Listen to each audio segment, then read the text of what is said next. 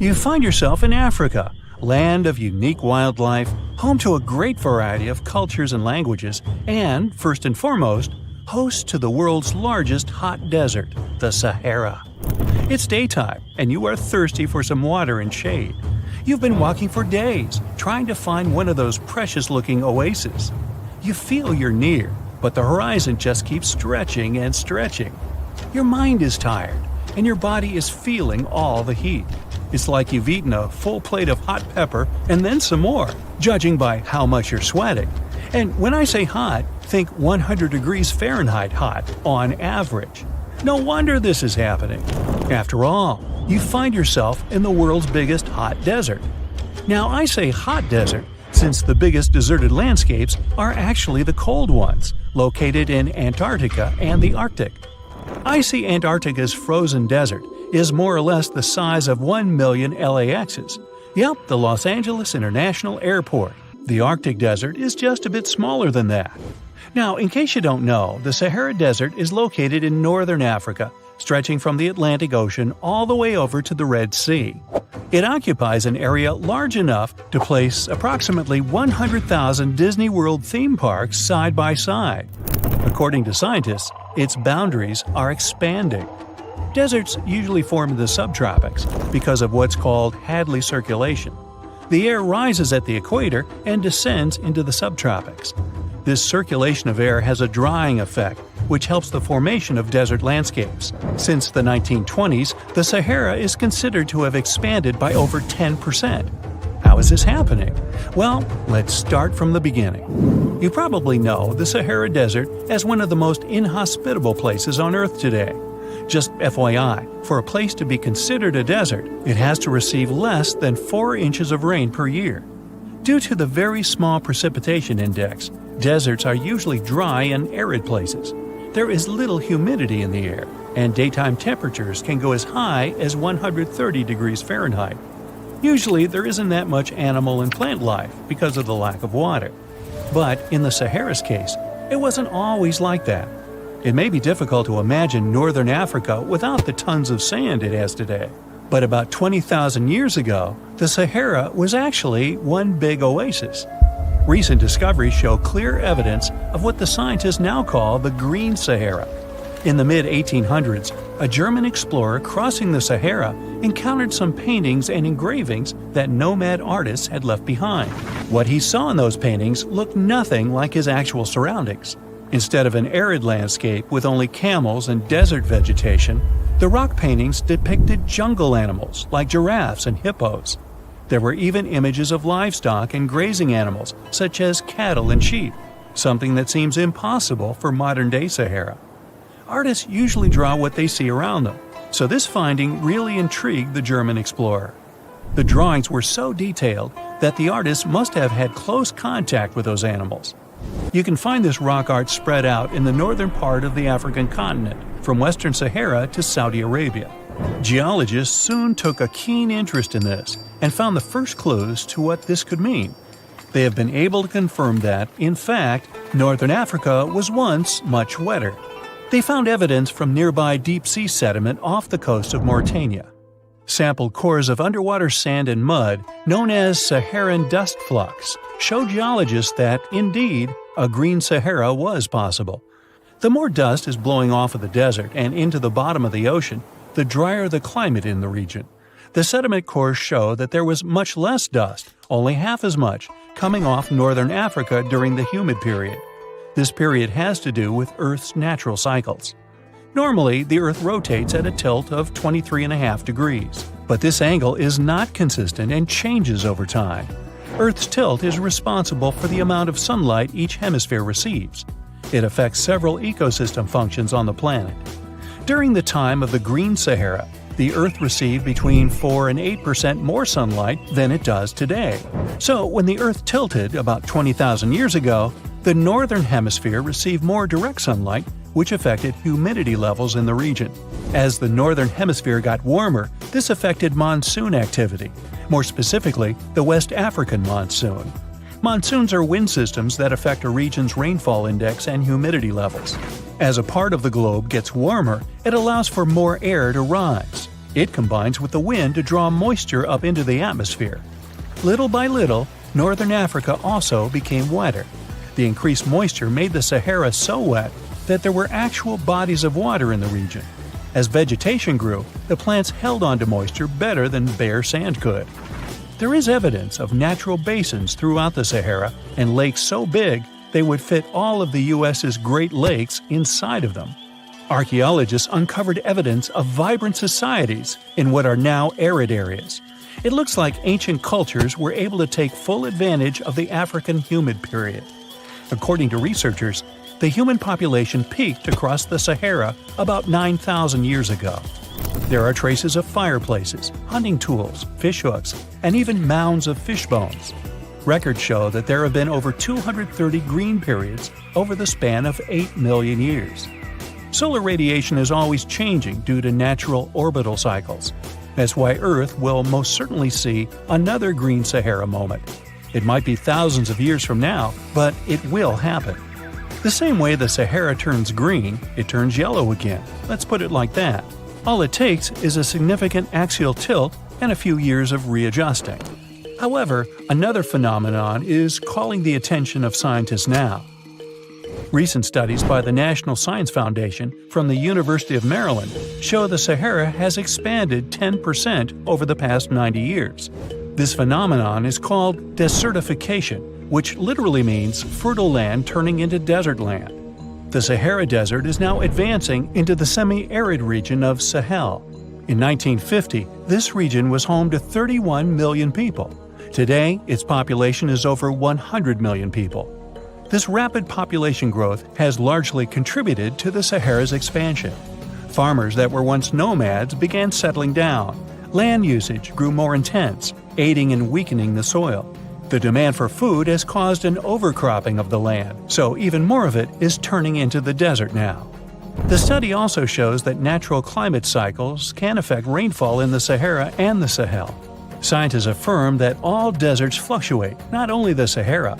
A desert's boundary may expand in the dry winter and contract during the wetter summer. South of the Sahara lies the Chad Basin. It is a natural body of water that now serves as an indicator of the Sahara's expansion. The Chad Basin is located in the region where the Sahara is advancing southward. An atmospheric and ocean expert from the University of Maryland explains that rainfall has reduced greatly in the entire region. Due to reduced rainfalls, there is less water across the entire basin, and even Chad Lake is drying out. Just like the Sahara, the Atacama Desert in Chile, deemed the world's driest, is also expanding. It is located north of the city of Santiago, and its southern border is expanding toward the Chilean capital. Because the climate is getting drier and drier here, the city of Santiago risks turning into an arid or semi-arid region itself. The once fertile valleys of local rivers that lived on agriculture and livestock for many generations are losing their revenues as Chilean land is turning into a desert. Since 2010, Santiago has received only a third of its annual rainfall. Outside of the city, farmers are digging holes in search of blue gold, or simply put, water.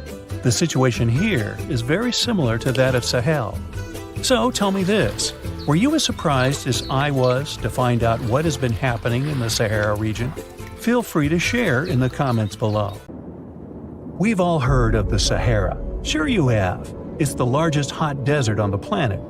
A sea of sand covering an area larger than the contiguous United States. But have you ever wondered what lies beneath the sand dunes? To answer this question, we must travel deep into the past of our blue planet. Up until some 6,000 years ago, the Sahara was grassland. Humans were around at this time, not me, spreading agriculture around the planet. In the north of Africa, the color green dominated. Plenty of rainfall meant that there were lakes, rivers, pastures, and even forests. A completely different image of the Sahara from the barren landscape of today.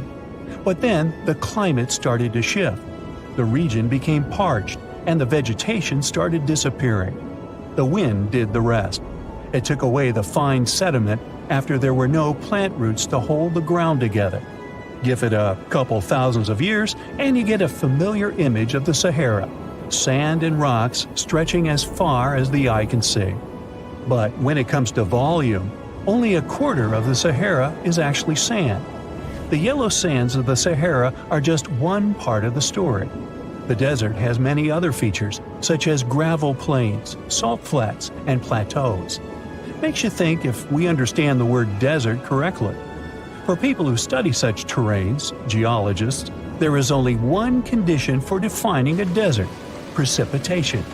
If an area gets little or no rain, then it's considered a desert. The Sahara certainly fits the bill. Its average annual rainfall is just 3 inches. Compare that to the nearly 45 inches a year in New York. When we look at precipitation, this sandy desert is only the third largest in the world. Number 1 and 2 are Antarctica and the Arctic. They are larger than the Sahara by millions of square miles. It sounds odd, but there is more than one type of desert.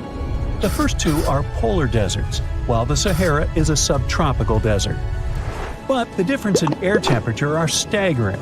In Antarctica's interior, temperatures plummet to minus 76 degrees Fahrenheit. Compare that to the highest temperature on record in the Sahara of 136 degrees Fahrenheit. But this desert has a cool side. At night, the temperature is roughly the same as the average yearly temperature in Denmark.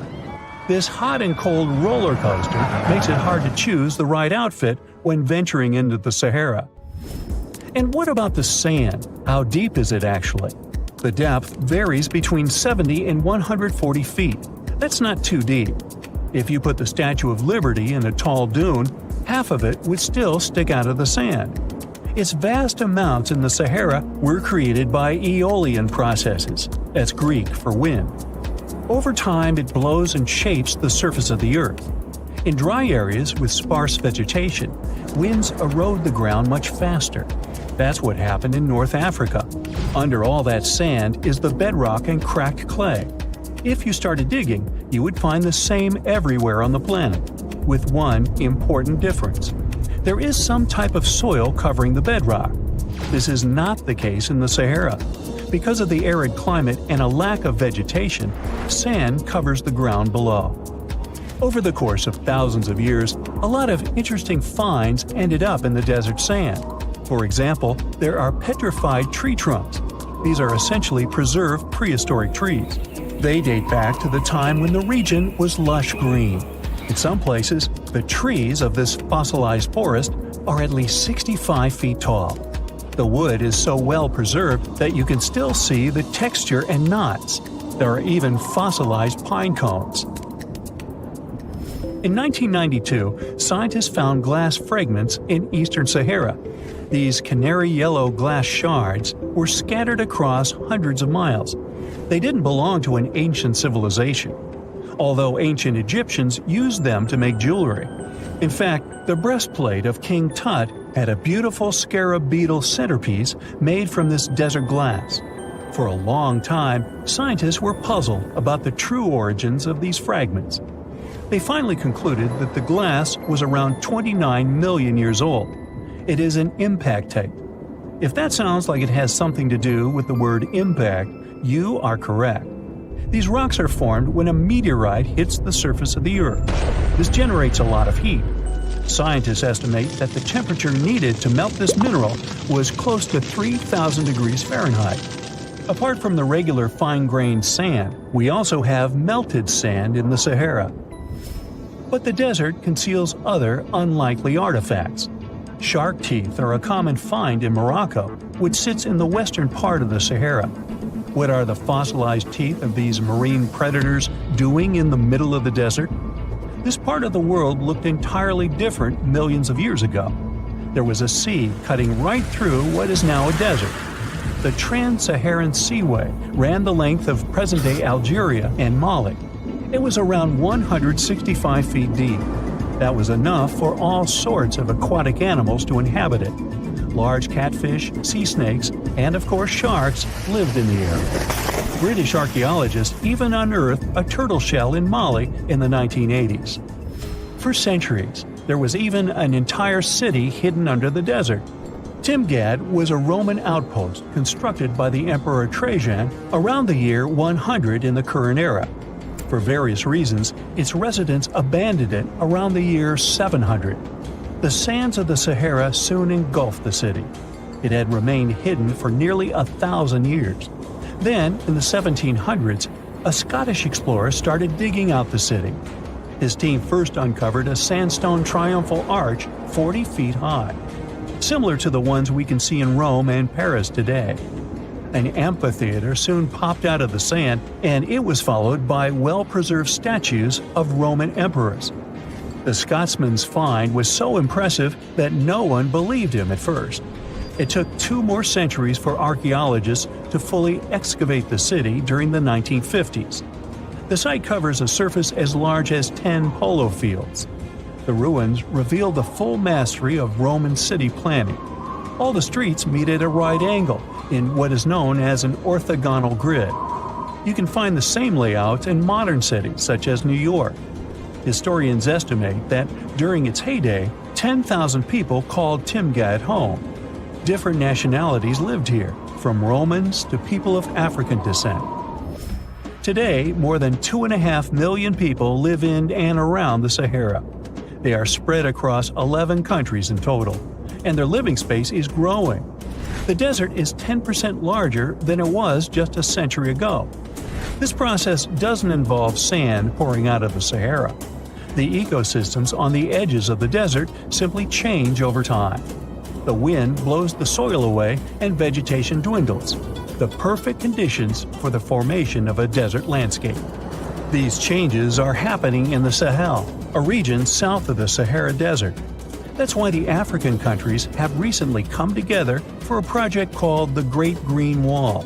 The primary goal is to stop the desertification of the Sahel and hold back the sands of the Sahara. Their plan is ambitious and involves planting a wall of trees from the west to the east of the African continent. The proposed forest is not only going to be long, but wide as well. The Sahara and the Sahel share a historic bond. Since antiquity, camel caravans have been making the journey from Africa's Mediterranean coast in the north to the savannas in the south. The golden age of this trade kicked off in the 9th century. The perilous journey took several months to complete. The route was 2.5 times longer than the length of the Grand Canyon. Explorers still find evidence of these ancient caravans hidden away under the sands of the Sahara. So the Sahara Desert is so big that it covers 8% of the world's territory. It's bigger than the USA or China. Surprisingly, the Sahara is not the largest desert in the world. It is the 3rd largest, behind Antarctica and the Arctic. But it is definitely the hottest one. Temperatures there reach 136 degrees Fahrenheit. This place has some of the most incredible sand dunes you've ever seen, towering up to 1,476 feet. But here's the kicker. There's a real risk that these dunes might continue to spread until they cover the entire world. Surprisingly, the influence of the Sahara Desert extends far beyond its borders. Its dust, carried by powerful winds, makes its way to the UK and across the European continent, particularly in winter. This dust, settling on the ground where it rains, is a familiar sight to those in the UK, often leaving a red residue on cars. This connection between the Sahara, England, and Europe serves as a stark reminder of the global reach of environmental phenomena. You might think this is not a big deal, but it could turn Europe into a desert, leaving its soil infertile and Europeans with no food. Soil is a fundamental aspect of human existence, just as crucial as clean water and air. Without it, we're left with nothing but a bleak and barren landscape. The Sahara Desert has already made its jump across the Mediterranean Sea, which is concerning and could change the landscape forever. 1/5 of Spain has already turned into a desert. The next victim is Italy, which also faces the problem of desertification. In fact, almost all European countries have the same issue. According to an expert, the land that has not changed for nearly 2,000 years will become mostly rock, and people living on this land will be gone. 60% of the soil in Moldova is gone, and the problem has expanded beyond the Black Sea. It has reached China and Mongolia, thousands of miles away from the Sahara Desert. All of this causes losses of $4 billion a year. The threat is so significant that even the UN has gathered the necessary resources to solve the problem as soon as possible. Italy is sending help to Africa to stop the Sahara Desert from expanding. If this process does not stop in the next 10 years, millions will be forced to leave their homes. The Sahara Desert is growing for approximately 30 miles per decade. You do the math and see how long it will take to cover Europe. Since 1920, the Sahara has expanded by around 10%. But not all hope is lost because more than 172 countries have joined to put a stop to the desertification of the world.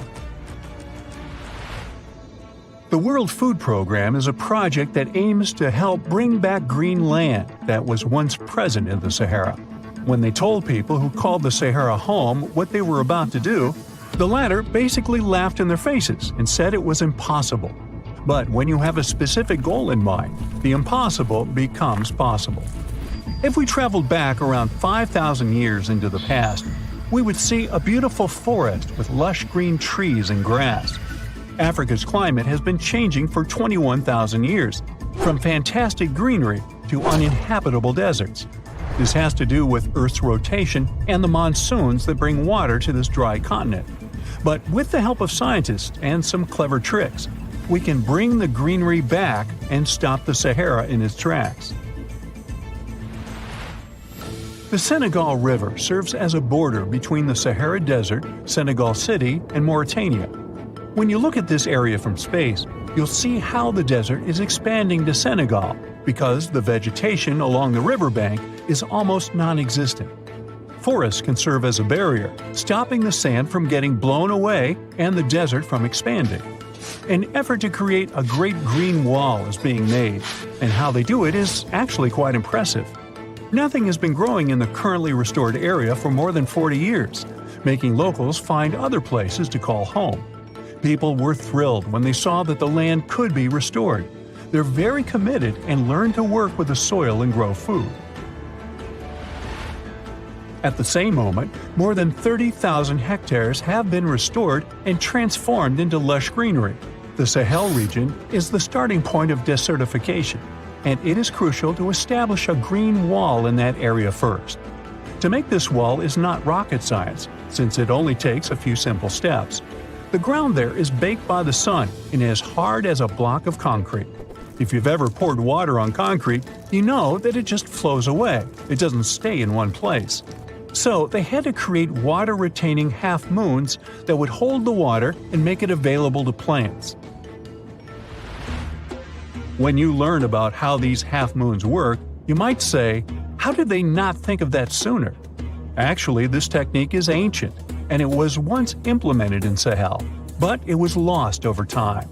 When the rain falls, the water is collected into the half-moons that are positioned a bit lower than the ground below contour lines. There is also a kind of bank at the end of the shape that prevents water from overflowing. And in the middle, there are plants that are happy because they have plenty of water to thrive. Also, it's essential to grow native plants that are kind of used to harsh conditions, like sorghum and millet. These plants have been surviving there for thousands of years and produce a good amount of biomass, which means the land can be rehabilitated faster and people will have food sooner. The water that will enter the half-moons won't be lost. It will penetrate the ground and top off underground waters. This will ensure the ground that H2O will never run out and that future generations will have usable aqua. This brilliant planting technique is not limited to half-moons. People also create lines and plant various vegetables, such as tomatoes. Next, there are places only for trees, like lemons or oranges. After a long hot day, nothing is better than a freshly made cold lemonade. The trees will also protect the soil, and with some luck, there will be a new forest in the Sahara Desert. The goal is to copy the forest dynamic. Start with small plants and gradually expand to bigger plants that are more useful than the tiny ones. They are aiming to plant more than 10,000 trees. Right now, many people are leaving the Sahara after the rainy season. going to cities, or leaving Africa altogether. At this time of year, villages are like ghost towns. Only animals can be found there. Most people are gone. I mean, who would blame them? Nobody wants to live in the sand where nothing grows. Luckily, with all this new, old technology being developed, many people are slowly but surely returning to their land and starting to work in agriculture. The best thing is that there are no brutal winters, so plants grow 12 months a year, and people can always have food. People are becoming more social because now everybody stays in their villages and doesn't travel much. If this project works out, Africa will be saved, and the world won't turn into a giant desert. Ah, the desert welcomes you with challenging conditions of abandoned environments and extreme temperatures. Hey, some of us would prefer dessert, chocolate, over sand and rocks. Oh well. Just like cactuses and camels, buildings have had to adapt to these conditions. Here are some examples of astonishing structures in deserts. These structures are called earthships. They're located in a New Mexico desert town. A large community of like-minded people lives in them. What's even more interesting is that the location of these buildings is registered as dumpsters. Maybe it's because all these structures are made out of old tires, bottles, and cans. Earthships operate using green building principles. About 40% of a typical earthship is built with natural or recycled materials. Imagine the walls made up of hundreds of used tires packed with dirt. Then there are layers of floor-to-ceiling passive solar windows. They gather the sunlight during winter and reflect it in the summer to keep the structures at a reasonable room temperature. You can see plants in corridors and glass bottles or aluminum cans stuffed inside walls. Certainly a distinct house in many ways. Mike Reynolds is an architect who noticed the alarming waste and consumption levels in the 1970s. He designed a fully sustainable home out of cans back then. Almost 40 years later, he becomes the one who brings together all the other earthshippers. Reynolds drove a Mercedes, but it ran off of the vegetable oil he picked up at fast food restaurants in town. A standard 2-bedroom, 2-bathroom earthship costs about $250,000 in this town. Yet there are earthships like Dobson House that can cost as much as $1.5 million. If you do it yourself, with family and friends, you can eliminate the cost of labor, and it becomes relatively less expensive. Let's assume you're really going to build one. Where can it be? Well, anywhere. Earthships currently fit in the cold, dry air of Canada, as well as the hot and humid climate of Haiti. This is the Mirage Mirror House. It's an installation set in the Southern California desert. Mirage opened in 2017 as part of a contemporary art exhibition. It's composed of mirrors. This minimalistic structure blends with the environment around it. The doors, windows, and openings have been removed to create an amazing experience. What you have in the landscape is reflected back to you. How's it made? With mirrored surfaces. At night, the distant lights refract from the mirrors. In the daytime, the sky is transformed into banks of clouds. There's no fixed scenery in this house. How about seeing a futuristic structure in the deep desert? Architects designed a concept home that pairs perfectly with Elon Musk's Cybertruck. The house has a post-apocalyptic theme. I mean, when I say post-apocalyptic, it's because I can't say it. Anyway, the house is designed to survive in a disaster scenario. The cyber house has steel gates, the windows are armored, and the exterior walls are made out of super strong material. Modern house is controlled by an autonomous geothermal heat pump. To put it in less sci-fi terms, you can keep the internal temperature steady. This sleek house has an entrance that can fit the Cybertruck. After all, it's inspired by it in the first place. Plus, the Cybertruck can be lifted to the second floor to be more secure. This is King Abdullah Petroleum Studies and Research Center in Saudi Arabia. Basically, it's a laboratory in a desert. It was designed to demand minimum energy. The architecture has patterns on the walls and ceilings, giving reference to the local tradition of geometric form. The next stop is Swartberg House in South Africa. This one is located near the Swartberg Mountains, but don't get too excited. It's on the edge of the Great Karoo Desert. It's a 4-bedroom apartment. It has a special temperature regulating system. The system works like a shield from the heat in the summer and as a sun trap in the winter. You're looking at the Grand Mosque of Djenné in Mali. This mosque is 52 feet tall. This is impressive because it's made of only sticks and a special mix of mud and other natural elements found in the desert. Petra is an ancient city hidden in the Jordan Desert.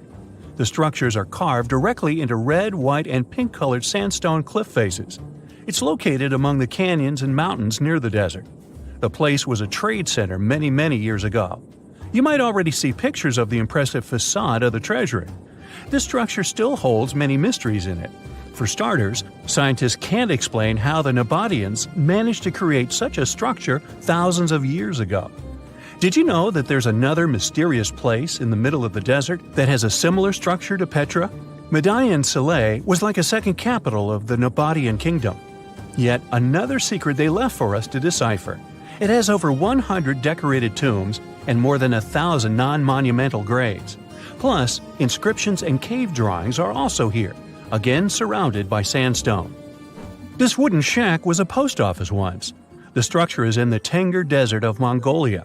It's surrounded by nothing. Sand is the only thing that accompanies the lonely structure. The building is only 23 square inches. As you can guess, it didn't get too many visitors. It was abandoned for over 35 years.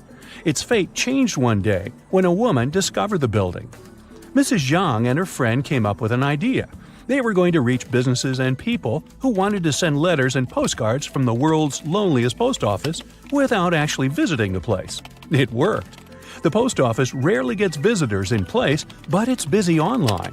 Over 20,000 letters and postcards were sent from the Desert Post Office in December 2021 alone. The place is about 6 miles off the nearest road. A post truck picks the letters up and hits the road for delivery.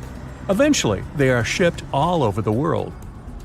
A second destination in Saudi Arabia is King Abdulaziz Center for World Culture. The building has an interesting design. It took nearly a decade to build this complex structure. It's a 321-foot-tall tower which stands out with its look.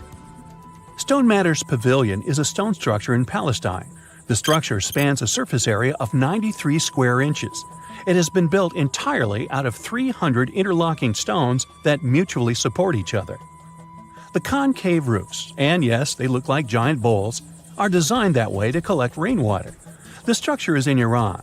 Interestingly, in Iran, the evaporation rate is 3 times faster than the world average, so this bowl-like design comes in very handy. It captures the water in a way that the water can form a single mass as a whole before it evaporates. The outer shell of the roof system collects rainwater, but it also works as an additional shading. It makes air move freely, designed like a cooling mechanism for both roofs. Eco Lodge in Egypt is the next stop. The project is built in a place that overlooks the desert and is constructed using locally available materials like sun-fired bricks and palm wood. The building is an example of traditional architecture. There's a water basin that lets in the air to keep the interior cool. A worthy mention is the CID Interpretation Center in Chile.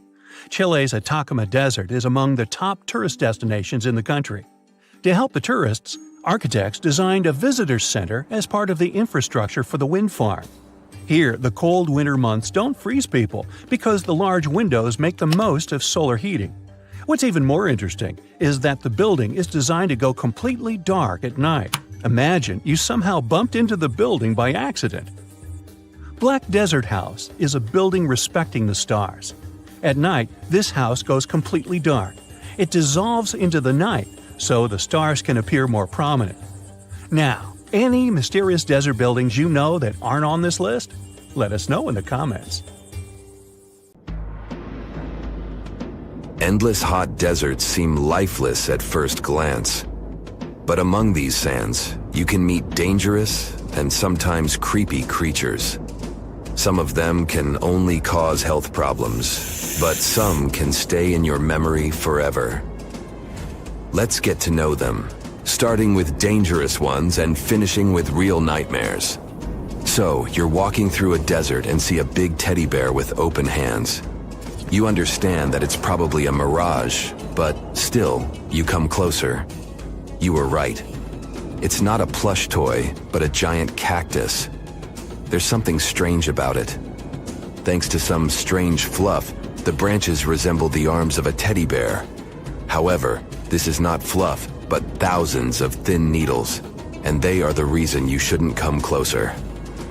The cactus is called the jumping cholla, or teddy bear cholla. It grows in the desert areas of Arizona and in the northern part of Mexico. Don't worry, this cactus won't attack you, but it will cling to your skin or clothes if you touch it. Such a fur coat protects the cactus from animals, creates shade, and saves it from heat. The lateral branches are the most important parts of the plant as they carry out photosynthesis and accumulate a large amount of moisture inside. So, despite all the danger, the cactus can be helpful for desert wanderers. And the danger here is needles. If you look closer at them, you will see they have the shape of hooks. One touch, and hundreds of thorns are already in your finger. It's pretty difficult to get rid of them, and the needles cause unpleasant, painful sensations. But the coolest thing about this cactus is the way it reproduces. The plant clones itself in a new place. When animals and people pass the jumping cholla and touch it, the cactus gives them a small piece of itself, along with the needles. As soon as you throw this piece to the ground, it takes root and starts growing. The degree of danger is rising. The next monster from the desert is running toward us, and that is an ostrich. Many think these animals are cowards hiding their heads in the sand. You will most likely change your mind if you're unlucky enough to meet one. Usually, ostriches are not aggressive, but you should run if you come closer to their nest. On the other hand, you won't be able to do that because ostriches move at a speed of 43 miles per hour. You need a car to get away from them. They run and hit their enemy with their chests. There have been cases when ostriches attacked vans and caused significant damage to them. But the main danger these birds present is their powerful legs with sharp claws. They can deliver strong blows with them and even beat a prone opponent. So yes, if you see an ostrich in the distance, go the other way. This small spotted lizard lives underground almost all the time in the arid deserts of the southwestern US and northwestern Mexico. Sometimes, it goes outside to find lunch. It only seems cute, but in fact, it's a dangerous Gila monster. Its thick skin protects the reptile from hawks, coyotes, and other predators. But its main protection is its venom. Snakes and spiders inject their toxins using long, needle-like fangs. The Gila monster clamps down and chews the prey to spread the venom. And when it bites a person, it can keep its jaws closed for a long time. Getting rid of the animal is a tricky feat. People who have experienced the effects of the venom say it feels as if hot magma passes through the veins. Despite this, the lizard turned out to be useful for science. Doctors used its venom to create medicines for diabetes and obesity. The time has come. Now you're about to meet one of the creepiest creatures living in the desert. Be quiet and listen to the silence. Stand still. There's no one around. Suddenly, you hear some hissing coming from below. You lower your head and see it. A big yellow spider the size of a human palm with strong jaws and long legs hides in the shadow of your body. In horror, you run away from this monster, but it goes after you. It isn't easy to do it in this situation, but try to calm down. The creature isn't interested in you. It wants only your shadow to hide from the scorching sun. Anyway, it's better not to touch it. The powerful jaws of the camel spider can cause unpleasant sensations, to put it mildly. And, by the way, this creature isn't really a spider. Yeah, it belongs to the class of arachnids, but it's a separate species, Sulpicid. It likes to bite. It's fearless and pretty aggressive. The spider preys on insects, lizards, rodents, and small birds. It can also move at a speed of 10 miles per hour. For their small size, this is very fast. You need to be a professional athlete to run away from it. Most often, you can find camel spiders in the deserts of the Middle East, but they also live in Mexico and the southwestern US. These runners are nocturnal and try to avoid the sun during the day, so they are always hunting your shadow. By the way, They got their name because they often hide in the shadows of camels. You won't hide from them during the day, but they will also want to come after you at night, especially if you make a fire. Solpugids always run to the light in the hope of eating something. Some species of these spiders make a hissing sound to scare their enemies away. Now, let's calm down for a second and leave the hot desert. We're going into the humid tropics of Tanzania. Under tree bark, fallen leaves, and in dark caves, you can meet one of the most terrifying creatures on Earth, a tailless whip scorpion. Imagine a big scorpion without a tail, with a flat body that looks like it has been pressed by something. It's similar to spiders, but has no venom glands and can't spin a web. This monster is silent and fast, but the scariest thing is its 2 front claws, twice as long as the creature itself. Any prey it catches will never escape. Life in a dark cave has spoiled its eyesight, so the whip scorpion tries to avoid sunlight. During molting, it climbs up to the ceiling and slowly comes out of its old skin. Imagine directing your flashlight there and seeing small cocoons out of which pale spiders with excessively long legs crawl. If you really meet it, be calm and slowly go away as far as possible. Be careful. The flat scorpion can crawl under your clothes in a second and bite you in the stomach. And that's not the worst part. Okay, this is a joke. This pretty guy is one of the shyest and most harmless creatures among spiders and scorpions. It's afraid of you and will never attack. Many consider it beautiful and keep whip scorpions in glass terrariums. If you want such a pet, carefully watch it so that it doesn't run away from its house. If it happens, it will be pretty challenging to catch it again. In a matter of moments, it can get under your bed or go through gaps in the floor. Then it'll go to your neighbor's apartment through a ventilation system and scare people there. Okay, how about one more scorpion? It's not as creepy as the other creatures in this video, but it's the most venomous scorpion in the USA. This is the Arizona bark scorpion. The problem is that you can see it in the desert, in your home, or in the yard. These dangerous venomous beasts crawl into rooms and often sting people. One time is enough to cause pain, similar to a bee sting, but someone with an allergy may experience paralysis, breathing problems, and other health issues. Under the burning sun, among the sand dunes, somewhere in the Sahara Desert, you're walking in search of an ancient treasure. Finally, you find a strange rock in the sand. It's big, looks like a large piece of black coal or rock, but something shiny on its surface makes the rock unusual. This unique find is the oldest thing that has ever been discovered on our planet. This rock was born long before Earth appeared in outer space. The unusual meteorite was found in 2020 in a remote area of the Sahara Desert. Scientists have analyzed the isotopes of magnesium and aluminum on the stone's surface and found that its age is about 4.5 billion years. At the moment, this is the oldest sample of magma from space in history. It belongs to a small protoplanet that didn't have time to form completely. It happened a very long time ago when our solar system was forming. Many huge asteroids were floating in space. Some of them were formed into huge celestial bodies, which later became planets. The big rocky planets were absorbing the smaller ones. The rock was part of a little protoplanet that just began its formation, but another huge asteroid destroyed it. The planet shattered into billions of pieces.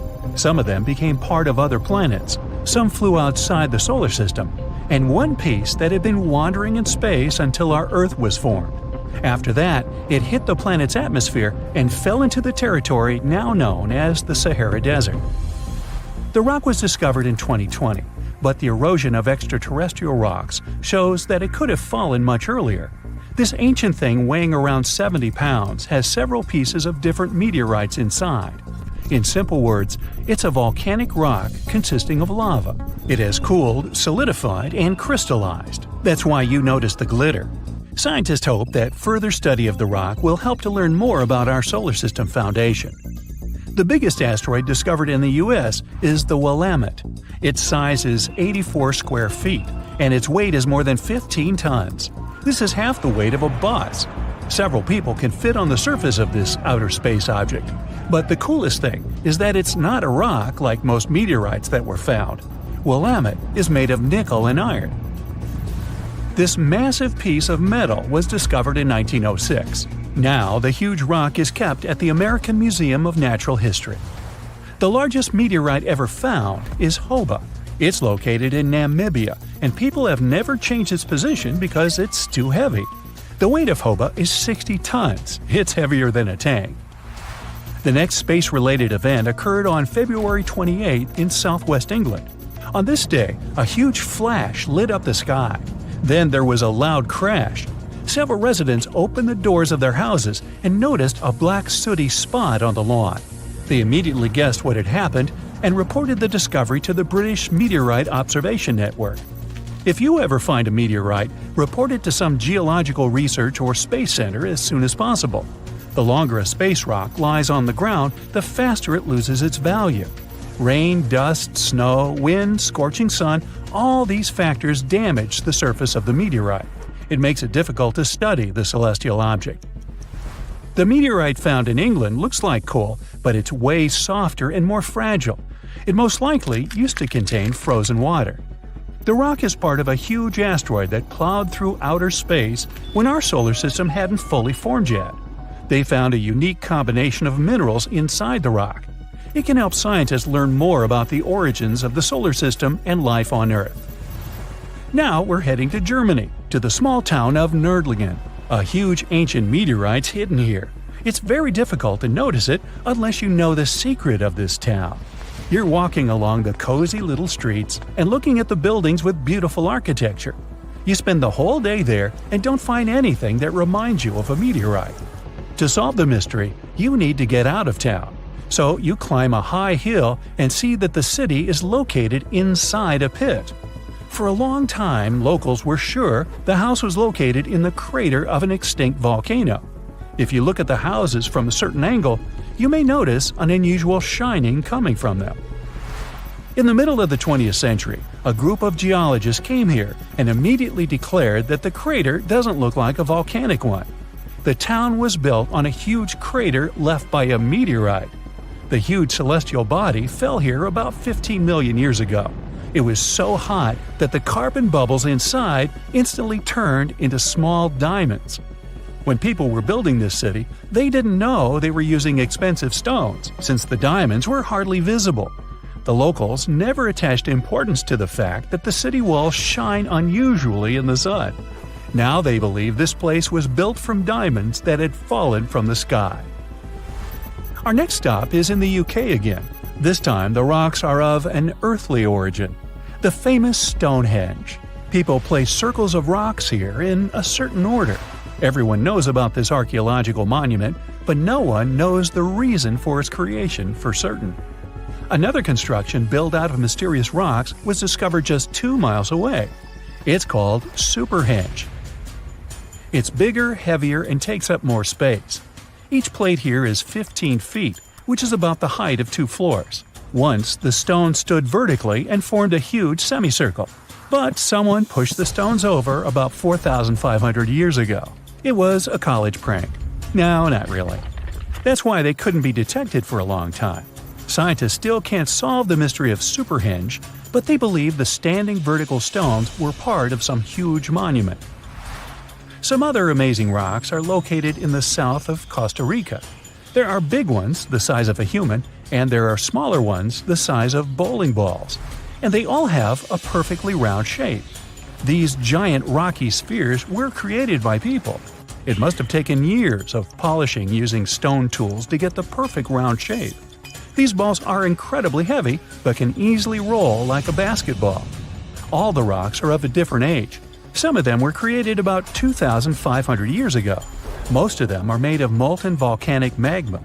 Until now, scientists don't know for what purpose these stones were used. They were found in different parts of Costa Rica, near big cities. It's possible that ancient civilizations installed them specifically to show the greatness of local kings.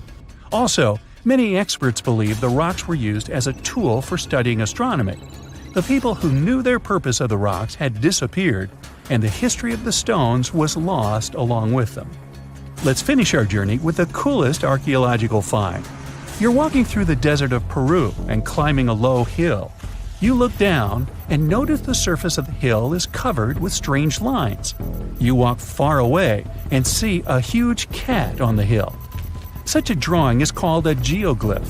Its length is around 120 feet, which is about half the size of a Boeing commercial jet. Archaeologists discovered the giant cat in 2020 and found out that it had been created somewhere between 200 and 100 BCE. This huge drawing is part of a mysterious group of different pictures.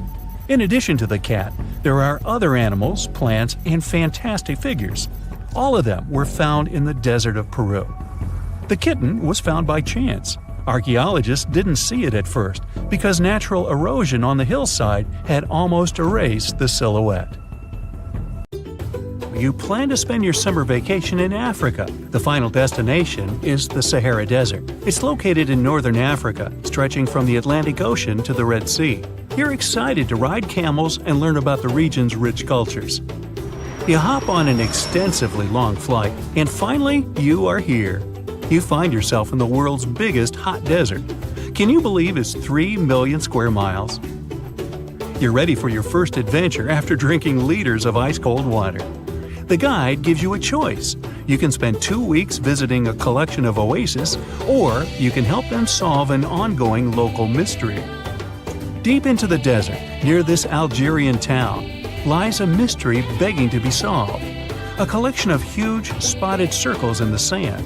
There are dozens of them, stretching for miles in a straight line. The circles were first identified via Google Earth images several years ago. People have debated them for years, but no one seems to know the answer. The strange thing is that they are so many miles away from any towns, roads, or human activity. The quickest way to discover the truth behind the circles is asking questions. You grab your notebook and set out to talk to locals. Everyone is helpful in this scenario: geographers, anthropologists, elders, and historians.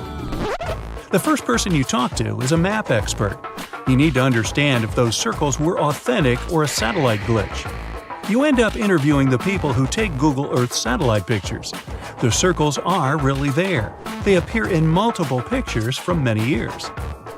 Then, let's understand why they are there in the first place. After 2 days of interviews, you have your first lead. The circles could be the result of oil activity.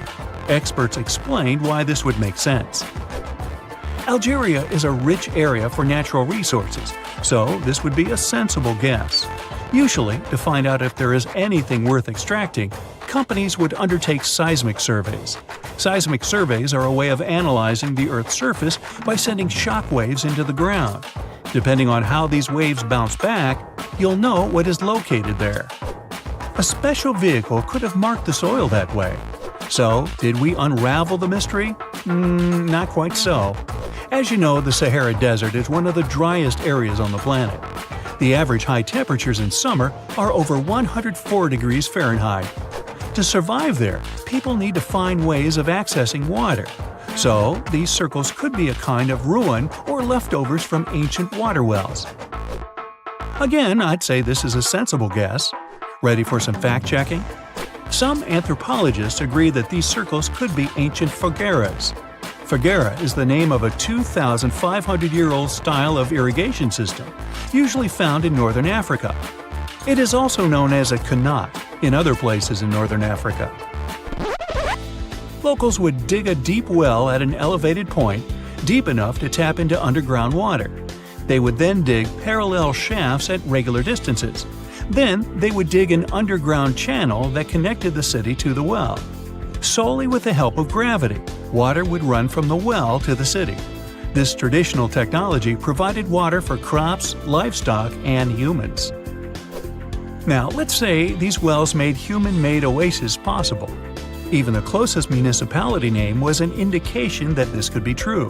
The name Fogueret Essaouira is actually named after Fogueras, these ancient wells.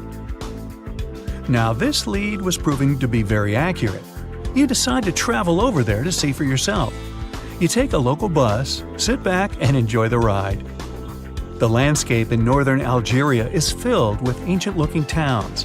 You even see ruins of wells along the way, on the outskirts of smaller cities. Opening Google's satellite images, you can see the Qanat's markings on the ground, a series of holes running down several miles. But as soon as you arrive, you find out you were wrong. Dale Lightfoot, one of the world's leading experts on Qanats, said that the circles were definitely not Qanats. Even the satellite images confirm this difference. Uh-oh, we were so close. Apparently, Qanats or phaguras would not run down a straight line. They wouldn't be shaped like circles. Another clue that this wasn't the case was that there were no towns at the end. The circles were really far away from any human activity, and Qanats were explicitly built to provide water for human settlements. Well, it sure was a good try. You almost gave up on this mystery when you decided to take one more field trip. It was days of preparation, pick up cars, food, equipment, all so that the mystery of the Sahara Circles could be unraveled. On the first day, you drove over 99 miles into the desert. You were always curious to see what this part of the world looked like. Over there, you see nothing but mustard yellow dunes. The night sky is pretty decent though. You can see the entire Milky Way with your own eyes. You set up camp and sleep under a canopy of stars. The next day, tension grows. There's no cell reception. Oh dear. But thankfully, you added the coordinates of the circles to your Google map. And surprise, the offline mode works out there. You follow the coordinates, but it leads you astray. You start to get nervous, thinking this was all in vain. But you and the team get into the car and drive a few more miles past the coordinates on your phone. After a very bumpy ride, you can't believe your eyes. There it is, an enormous crater dug on the sand, surrounded by 12 smaller holes. From up high, it looks like a clock. Without the pointers, of course. On the ground, they're very faint, so faint you almost miss them.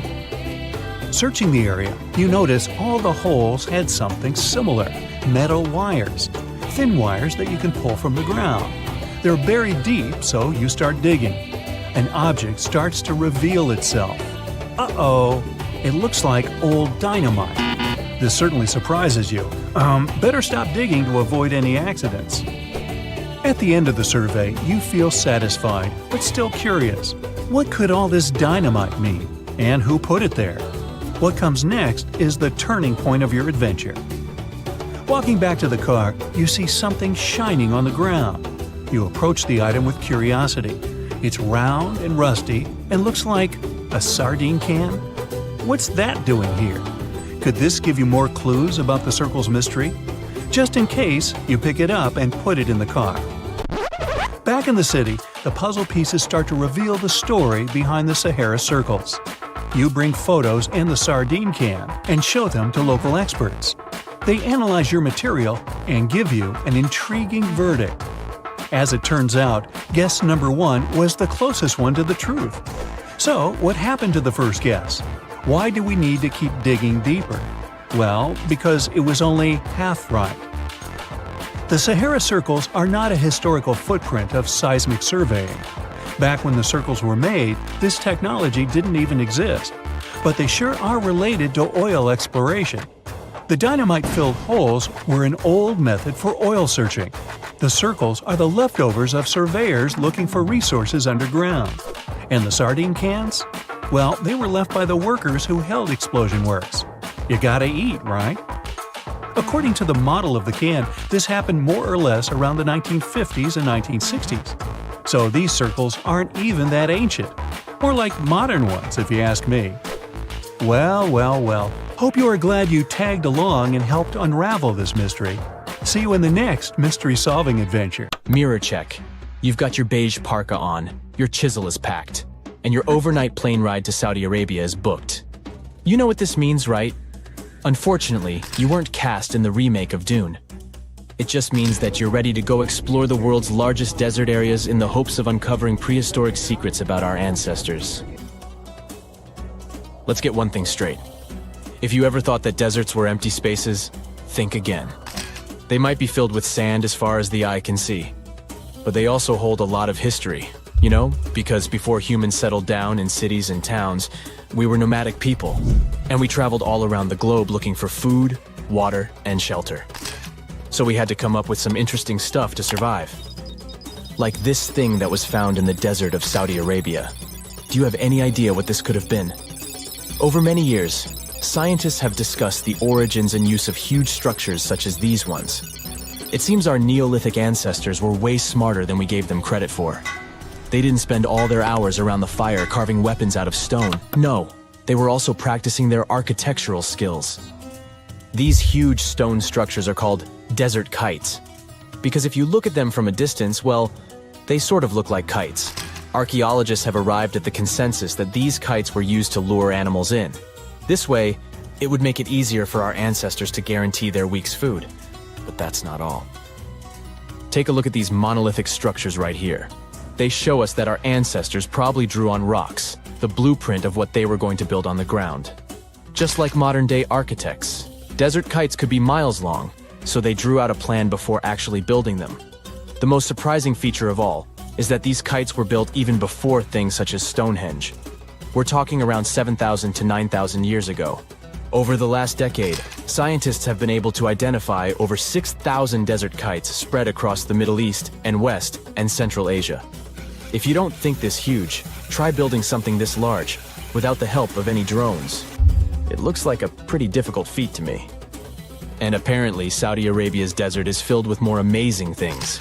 Scientists have found mysterious stone structures that are older than the pyramids of Giza in Egypt. So of course, you can't wait to go check that out. Can we all agree that carrying around heavy rocks to build a pyramid without the help of modern technology sounds absurd? I mean, how on earth did they do it? Now imagine turning back the clock about 2,000 years into the past and finding humans that built similar gigantic structures in isolated areas. Take a look at these so-called mustaddles. They are rectangular structures built from piled-up stones, found over 77,000 square miles. Some archaeologists believe that these monuments were used for ritualistic purposes, maybe processions of some kind, where people would walk from one end of the plateau to the other. I'd be down for that. Now let's move on to another deserted area. We're entering the world-famous Sahara Desert landscape. Isn't it beautiful? Here, you're about to unravel an ancient mystery, something that took years for researchers to solve. Fun fact, the Sahara Desert is the world's largest hot desert. It spans over 3 million square miles, which would be like putting 1,000 times the country of Hawaii next to each other. We say it's the largest hot desert because the world's largest desert area is Antarctica. But we all know temperatures over there are freezing, not the typical image of when we think of a desert. Deep into the desert, near the Algerian town of Fougeret et Zoua, something strange was found. For decades, these tiny dots appeared on images of Google Earth, but nobody could explain what they were. Some scientists were sure that these circles are the result of oil activity in the region. Others guessed that these were ancient fogeras or ancient water wells. There are dozens of them, stretching for miles and miles in a straight line. The strange thing is that they are always far away from any town, road, or human activity in general. So what was or is their purpose? If you had to take a guess, what would you say? Remember we talked about how our ancestors had to be creative in order to survive in the desert? Let's try to walk in their shoes for a minute. Imagine you're a nomadic hunter-gatherer living in a desert area. You spend your days basking in the hot sun, trying to count all the grains of sand around you. But you also need to eat and drink water. But how on earth do you get water in a desert? Sure, you can hope to keep running into oasis every week or so, but that seems a bit risky, doesn't it? That's why North African people invented the so-called fogeras. The fogeras are a 2,500-year-old irrigation system. Locals would dig deep wells in elevated areas, wells deep enough to tap into underground water. Then, they would dig parallel shafts at regular distances. This way, the water would flow from the main well down into all the shafts and irrigate entire areas. Travelers could stop by the shafts and quench their thirst. They could also raise livestock and tend to crops. Pretty clever, huh? As much as these holes did look like fogaras, a little bit of research would show you that they're not. You see, these shafts were built in a line, and not in a circular shape like the ones we're looking at now. So maybe it has something to do with the second option? Maybe these desert holes were related to oil activity in the region? Let's have a look at the holes up close and personal. From Google Earth, they don't seem that big, but in real life, they are huge craters. The tip to uncovering what they are is hidden beneath the sand. If you were one of the researchers originally uncovering the truth behind this mystery, you would have found something unique hidden in the sand: old dynamites and vintage sardine cans. Putting the pieces of the puzzle together, scientists found that these sardine cans were a model from the 1950s and 1960s. It seems that entire teams from that decade would camp out while they surveyed the area for oil. And what about the dynamites? These were used for seismic surveying. This is an old technique, used to identify if there is oil and gas beneath the Earth's surface. Still in North Africa, you find out about another desert mystery worth exploring. Near the city of Tiaret, southwest of Algeria's capital, one runs into 13 peculiar monuments. These structures are also called jedars, and yes, I am aware of how much that may sound like a Star Wars reference. They are pyramid-like in their shapes, and as far as scientists know, they were used as final resting places for the people who lived in the region. Can you guess who these were? Most likely the Berber nomads. And since we're talking about ancient stuff, they were probably built between the 4th and 7th centuries CE. Once scientists began to explore the insides of these monuments, they found they were pretty big inside. They found large underground vaults, chambers, and labyrinth-like corridors that gave way to over 20 compartments. It could take you up to 2 hours to walk around in them, and apparently our ancestors also used its walls to depict images of animals and hunting scenes. There's no definite proof of what these jedars were used for, though. This is so neat, huh? I'm sure that our world's desert is filled with many more mysterious things for us to unravel. I guess I'll see you next time so that we can continue our explorations. AI can drive a car, design trendy clothes, give you emotional support, and it looks like it can also help us find answers to centuries-long mysteries. Researchers from Yamagata University Institute of Nazca and IBM Japan used a deep learning AI model to find new Nazca lines. Those are distinct white lines on the rusty red background that you can see from a plane while flying over the deserts of southern Peru. Scientists have tried to decipher the meaning of the Nazca lines ever since they were first discovered in the 1920s. There are straight lines, rectangles, triangles, and swirls. There are also some giant drawings. You can see a monkey, a whale, a condor, a hummingbird. The 4 recently discovered geoglyphs, which is the scientific word for those drawings, show a humanoid-like figure holding a club, a fish, a bird, and a pair of legs. What is the hidden symbolism of all that? And why did the Nazca people decide to draw a humanoid in the desert? And did they even know who humanoids were? Let's dig into history to find some answers. The representatives of the ancient Nazca culture created their famous lines more than 2,000 years ago. The geoglyphs have stood the test of time thanks to a dry climate and strong winds in the desert. Scientists found that to form the lines, the Nazca people scraped off the top layer of pebbles, revealing the contrasting soil beneath. The soil's color varies from reddish-brown to yellowish-gray. It makes it look like the lines are constantly changing appearance. It looks like the creators first made small-scale models and then enlarged them to create the full-scale designs we see today. In total, there are more than 800 straight lines, around 300 geometric figures, and 70 animals and plant designs. You can find the first mention of the lines in the 16th century Chronicle of Peru, where they were first described as trail markers in the desert. Since you can't really study the lines and their symbolism from the ground, those geoglyphs only became world famous only in the 1930s. It was the start of the era of commercial planes, so more and more people could witness the lines from their window seats and spread the word. During his research a decade later, Professor Paul Kosuk noticed that one of the lines aligned with the setting sun on the day after the winter solstice, which is the shortest day of the year. He supposed that the lines had some astronomical significance. German researcher Maria Reiche, who got the nickname the Lady of the Lines, supported the theory that the geoglyphs served as a calendar and some sort of astronomical purposes. She spent 40 years studying the lines and literally swept them inch by inch. She also moved into a small house close to the lines to protect them from unwanted visitors. And that's how the Nazca Lines mystery was solved. Just kidding. In the 1970s, American researchers began to question astronomical theory. In a region like Nazca, one of the driest places on Earth with only around 20 minutes of rain per year, water is a real treasure. So the straight lines and trapezoids could have something to do with it. They could have been an ancient version of Google Maps, pointing at locations for rituals that the local people organized to get some water and help their crops grow. The images of animals in the Andes region are also related to water. Spiders are thought to be a sign of rain. Hummingbirds symbolize fertility, and monkeys living in the Amazon mean an abundance of water. That could explain the choice of symbols in the desert, but there's no strong proof to support this theory. So the work on explaining the meaning of those mysterious geoglyphs is going on. In the 21st century, the Nazca Lines have become the research ground for archaeologists from Yamagata University. Masato Sakai, a professor of archaeology, together with others on the team, are using high-resolution aerial photography and drones to discover and catalog the lines. They found images of humans, camelids, birds, orca whales, cats, and snakes, most likely created between 100 before current era and 300 current era.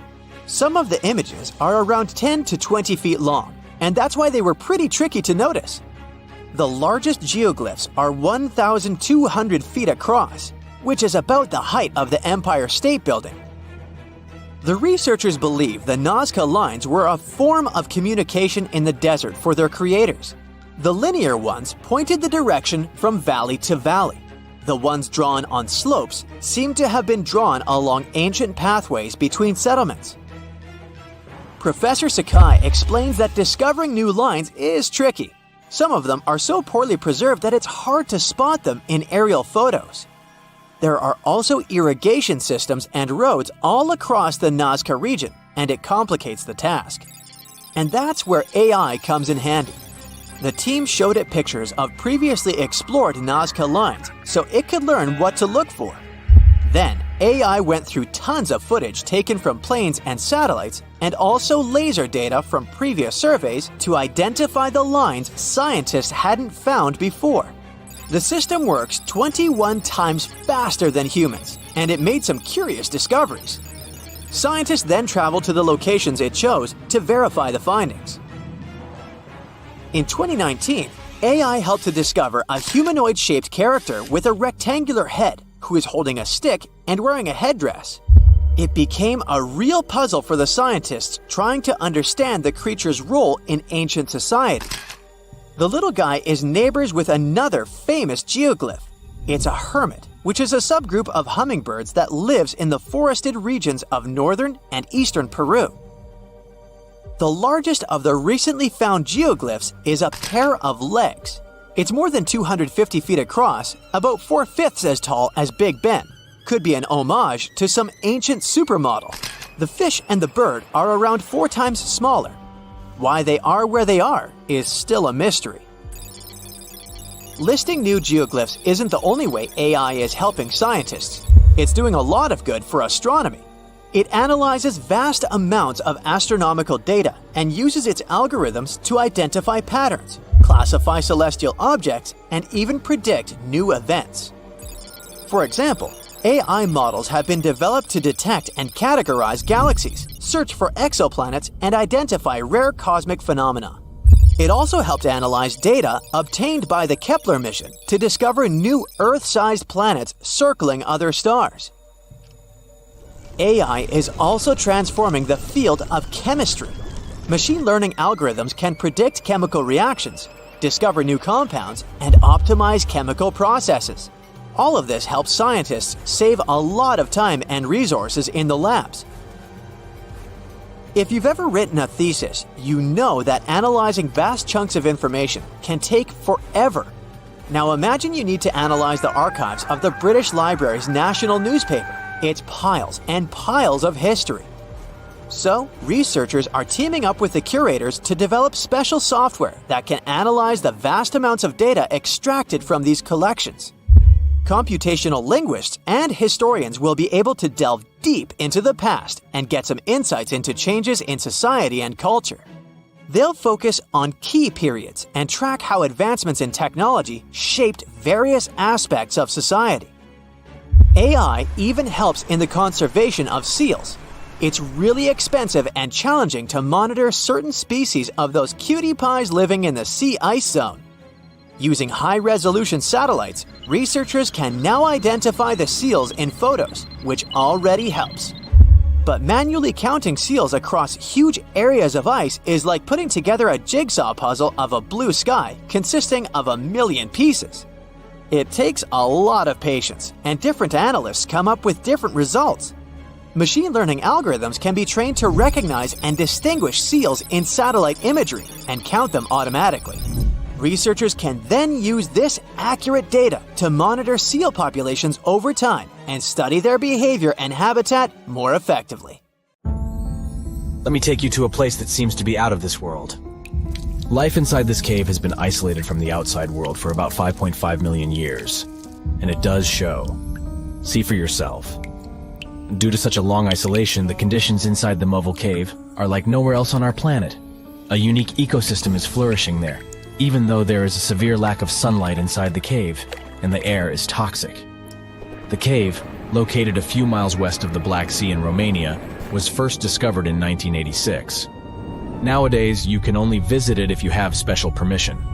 Plus, the central caverns are guarded naturally by narrow limestone tunnels and vertical shafts. So, if you're no stranger to claustrophobia, you'd probably better not enter this place. In the depth of the cave, the air has twice less oxygen than the air outside. Instead, it contains a lot of carbon dioxide and hydrogen sulfide, so not the freshest air you can breathe. It's also pitch black inside the cavern. But despite, or should I say thanks to, this cocktail of extremely harsh conditions, the site is a true goldmine for biologists. Shockingly, life seems to be booming here. In a 1996 study, scientists identified 48 species, and 33 of them were unique to the cave. Most of the creatures inhabiting the cave are tiny, with long limbs and antennae that help them navigate in the dark. They have no vision and lack pigment, and it makes sense. Why would you need to be able to see if you live in total darkness? And why would you need to be pretty and colorful with no one to see you? Now, I'm going to take you to another cave. It's no less amazing, but looks very different. This is the Giant Crystal Cave, aka the Cave of the Crystals, in Mexico. These ginormous crystals were found in 2000 by a mining company after the water was pumped out of the cave. 2 miners then saw the crystals after entering the drying cave on foot. These awe-inspiring crystals are actually massive gypsum pillars hidden 984 feet underground. They're anchored to the walls and the floor of the scorching hot cave. Scientists estimate that the crystals could have been already growing for 500,000 years. That's why many of them are so long and wide that you can walk across them. Unfortunately, visiting this wonder of nature is impossible at the moment. But maybe it's for the better, since the Giant Crystal Cave is a dangerous place that can easily turn into a trap. For tens of thousands of years, it was filled with groundwater, which was originally pushed upward into the opening by a magma chamber located in the depths of our planet. The magma under the cave kept the water hot, but eventually the temperature of the water dipped below 136 degrees Fahrenheit. As a result, the water started to fill with calcium and sulfate, whose particles began to recombine into gypsum. And then, white-tinted crystals took over the cave. And since they stayed underwater, they were able to keep growing. You don't have to fly to space to take a closer look at a black hole. Scientists have found something very similar to black holes in the southern Atlantic Ocean. A black hole has such an enormous gravitational pull that once something gets pulled inside, it doesn't have any chance to escape. Even light can't get out of a black hole. But ocean black holes seem to be almost as powerful as their space relatives. But instead of catching the light, they do the same with water. Ocean eddies are massive whirlpools that spin against the main current. They usually swirl billions of tons of water, and most of them are larger than a city. These whirlpools are so powerful that nothing trapped by them can escape. But the scariest thing is that you might not even notice heading into one of them. These things are so huge that you won't spot their boundaries until it's too late. When scientists started exploring ocean vortices with the help of satellites, they discovered the borders of several eddies. After that, they managed to prove that, mathematically, these whirlpools are the same as mysterious black holes in space. Massive eddies are surrounded by super-tight barriers where fluid moves in closed loops. Even water can't get out from the inside of these loops. That's why tight ocean vortices play the role of enormous containers. Water inside them can be totally different from the ocean surrounding an eddy. And I'm not only talking about its temperature. The salt content inside and outside a whirlpool often differs as well. On the thin Curonian spit splitting the Baltic Sea from the Curonian Lagoon, there is one of the most bizarre places on Earth. Locals call this area the Dancing Forest because pine trees in this forest have shockingly unusual shapes. They twist in spirals and circles along the ground. There are some theories why it could be happening, of course. Some people claim that huge amounts of positive and negative energies once clashed in that spot. More down-to-earth individuals believe that the reason is geological. Sandy soil in the area is too unstable to hold trees growing upright. The most popular is the idea that strong winds blowing from the water influence the shape of the trees. In any case, experts haven't come to the final conclusion yet. Look at these underwater crop circles. For the first time, they were spotted in 1995, close to southern Japan's coast. Local divers called these 7-feet-wide structures mystery circles. The enigma had been plaguing many minds for almost 16 years until the culprit was finally caught. Imagine the researchers' surprise when it turned out to be a male pufferfish. The fish needs a bit more than a week to build one circle, and the aesthetics are obviously crucial. A male is swimming inside the circle, digging valleys in the sand with its fins. But that's not all. The fish also use shells and corals to decorate particular parts of their circles. This whole build-a-circle thing has a practical purpose as well.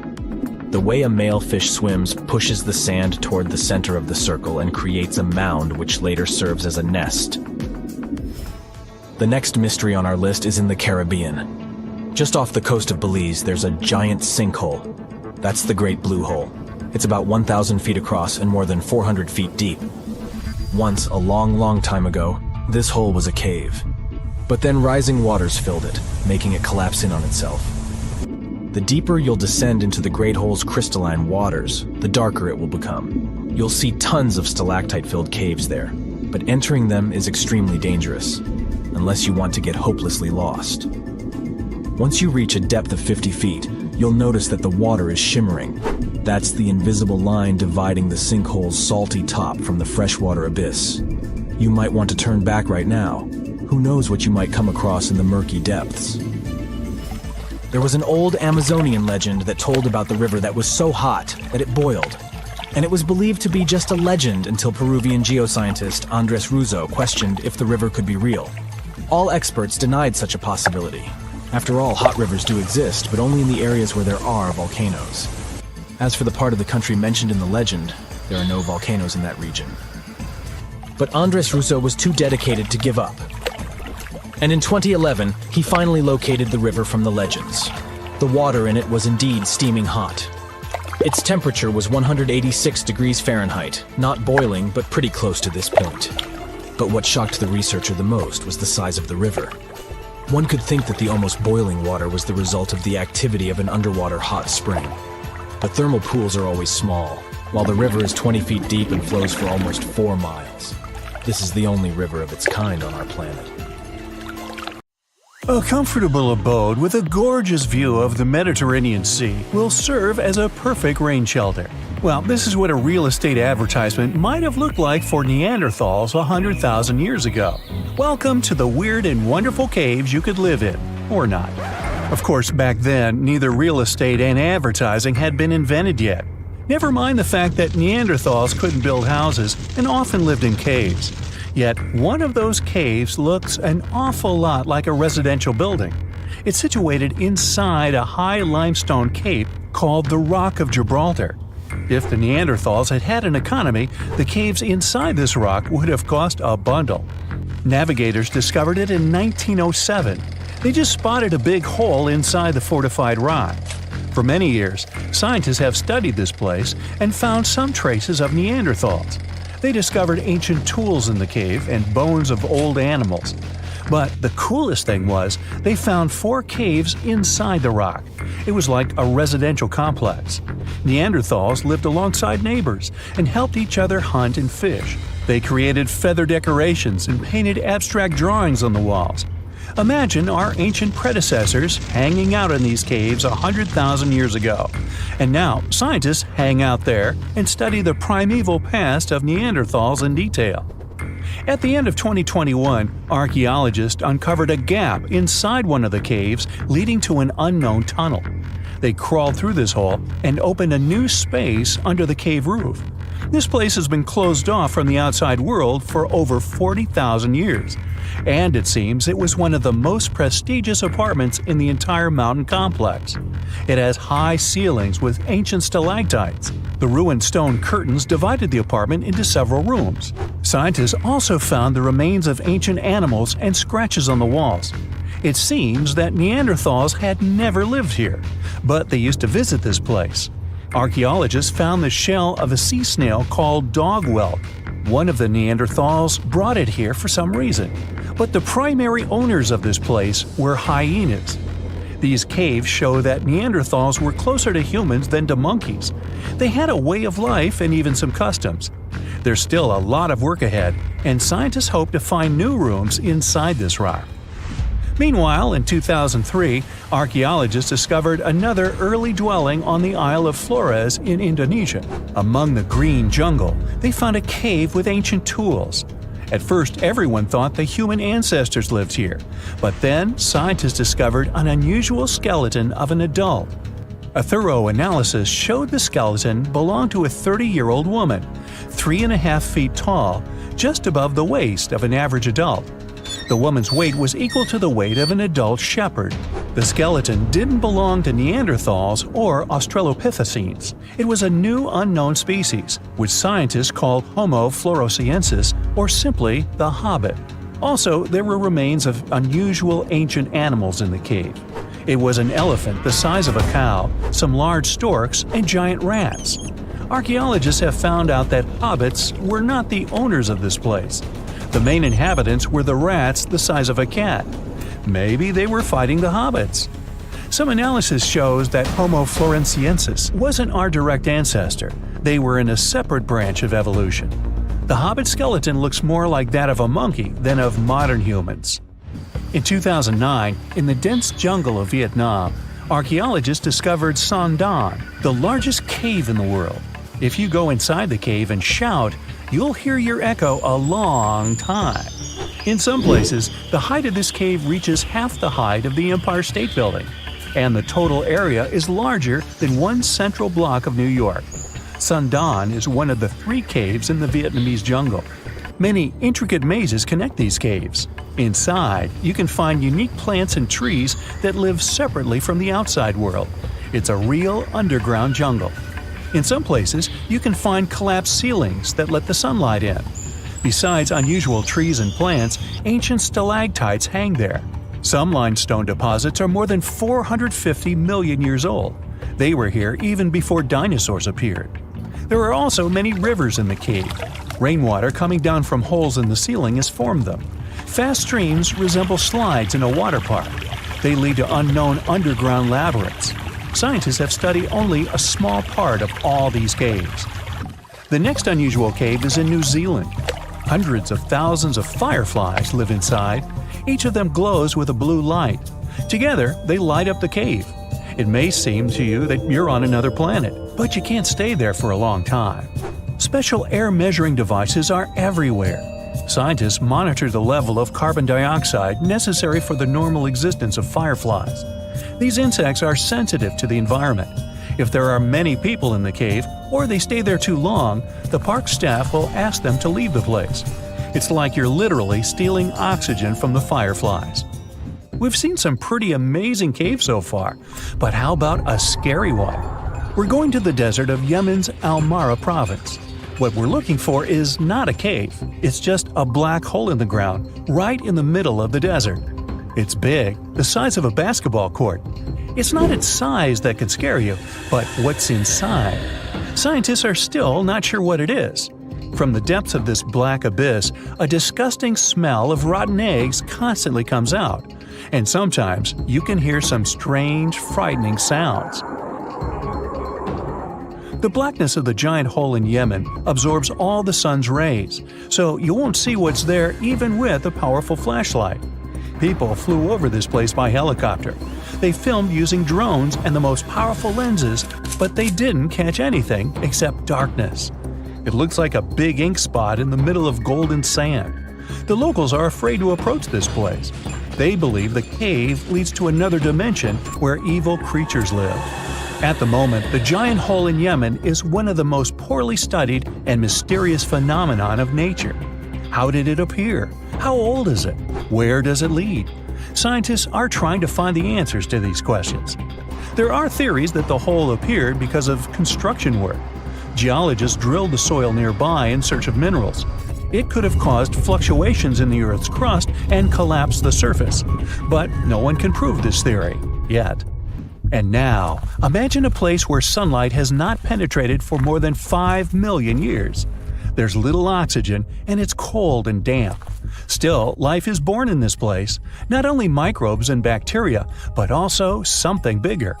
The living conditions in this cave are very different from the usual ones, so, in a sense, this cave is like another planet. It's the Movil Cave in the southeast of Romania, near the Black Sea. The entrance is a small hole in the ground. Inside, a tunnel leads deep below the surface. The levels of hydrogen sulfide and carbon dioxide are above normal inside the cave. The air here is half as much oxygen as on the surface. People can't be here without an oxygen mask, but other creatures living here can.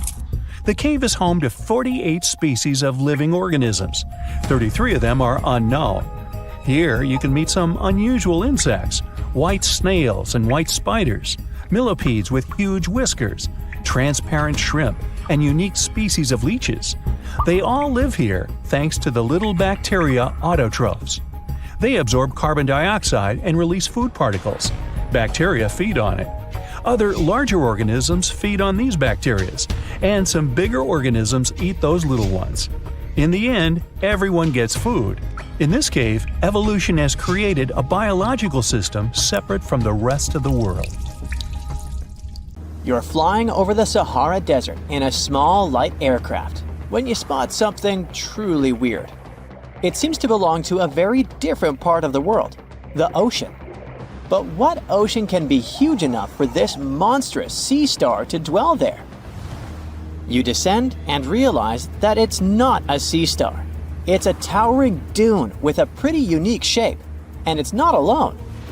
From afar, these magnificent sand structures look a bit like pyramids. They have pointed tops and radiating arms. Called star dunes, they're the most complex and largest desert dunes in the world.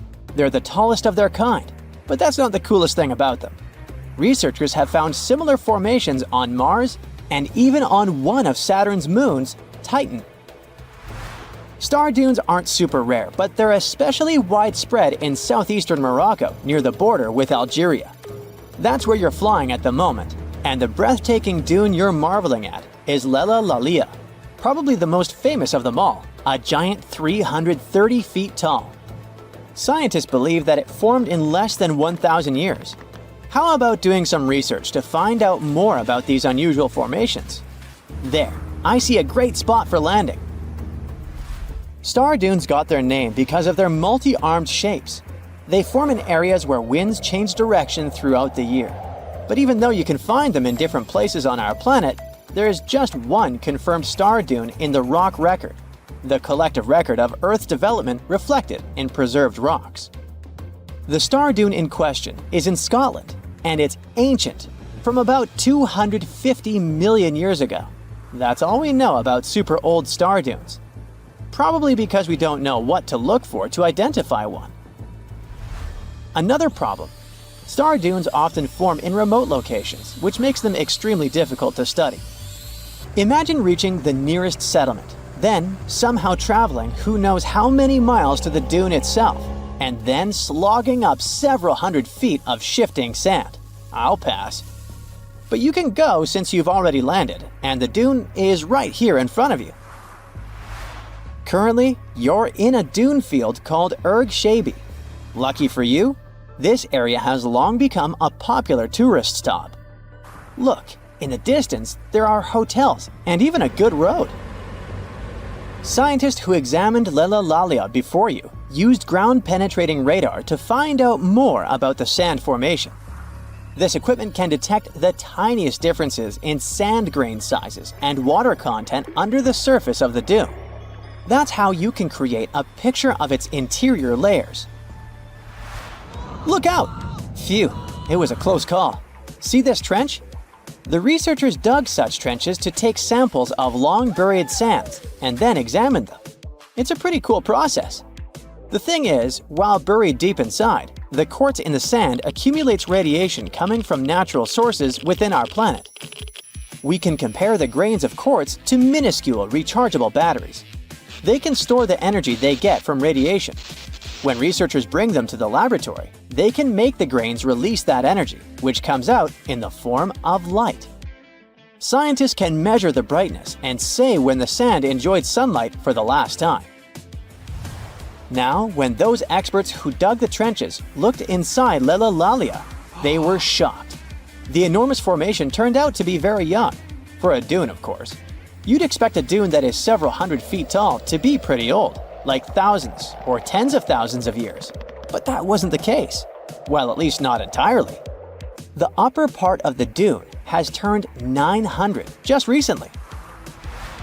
But look at the sand near the base of the dune. Yep, right there. Well, it was buried there around 12 or 13,000 years ago, representing ancient dunes in the area. Those good old dunes were active for a couple thousand years, and then something went wrong. Because for a whopping 8,000 years, the sand wasn't accumulating there. A mystery? Scientists might have an explanation.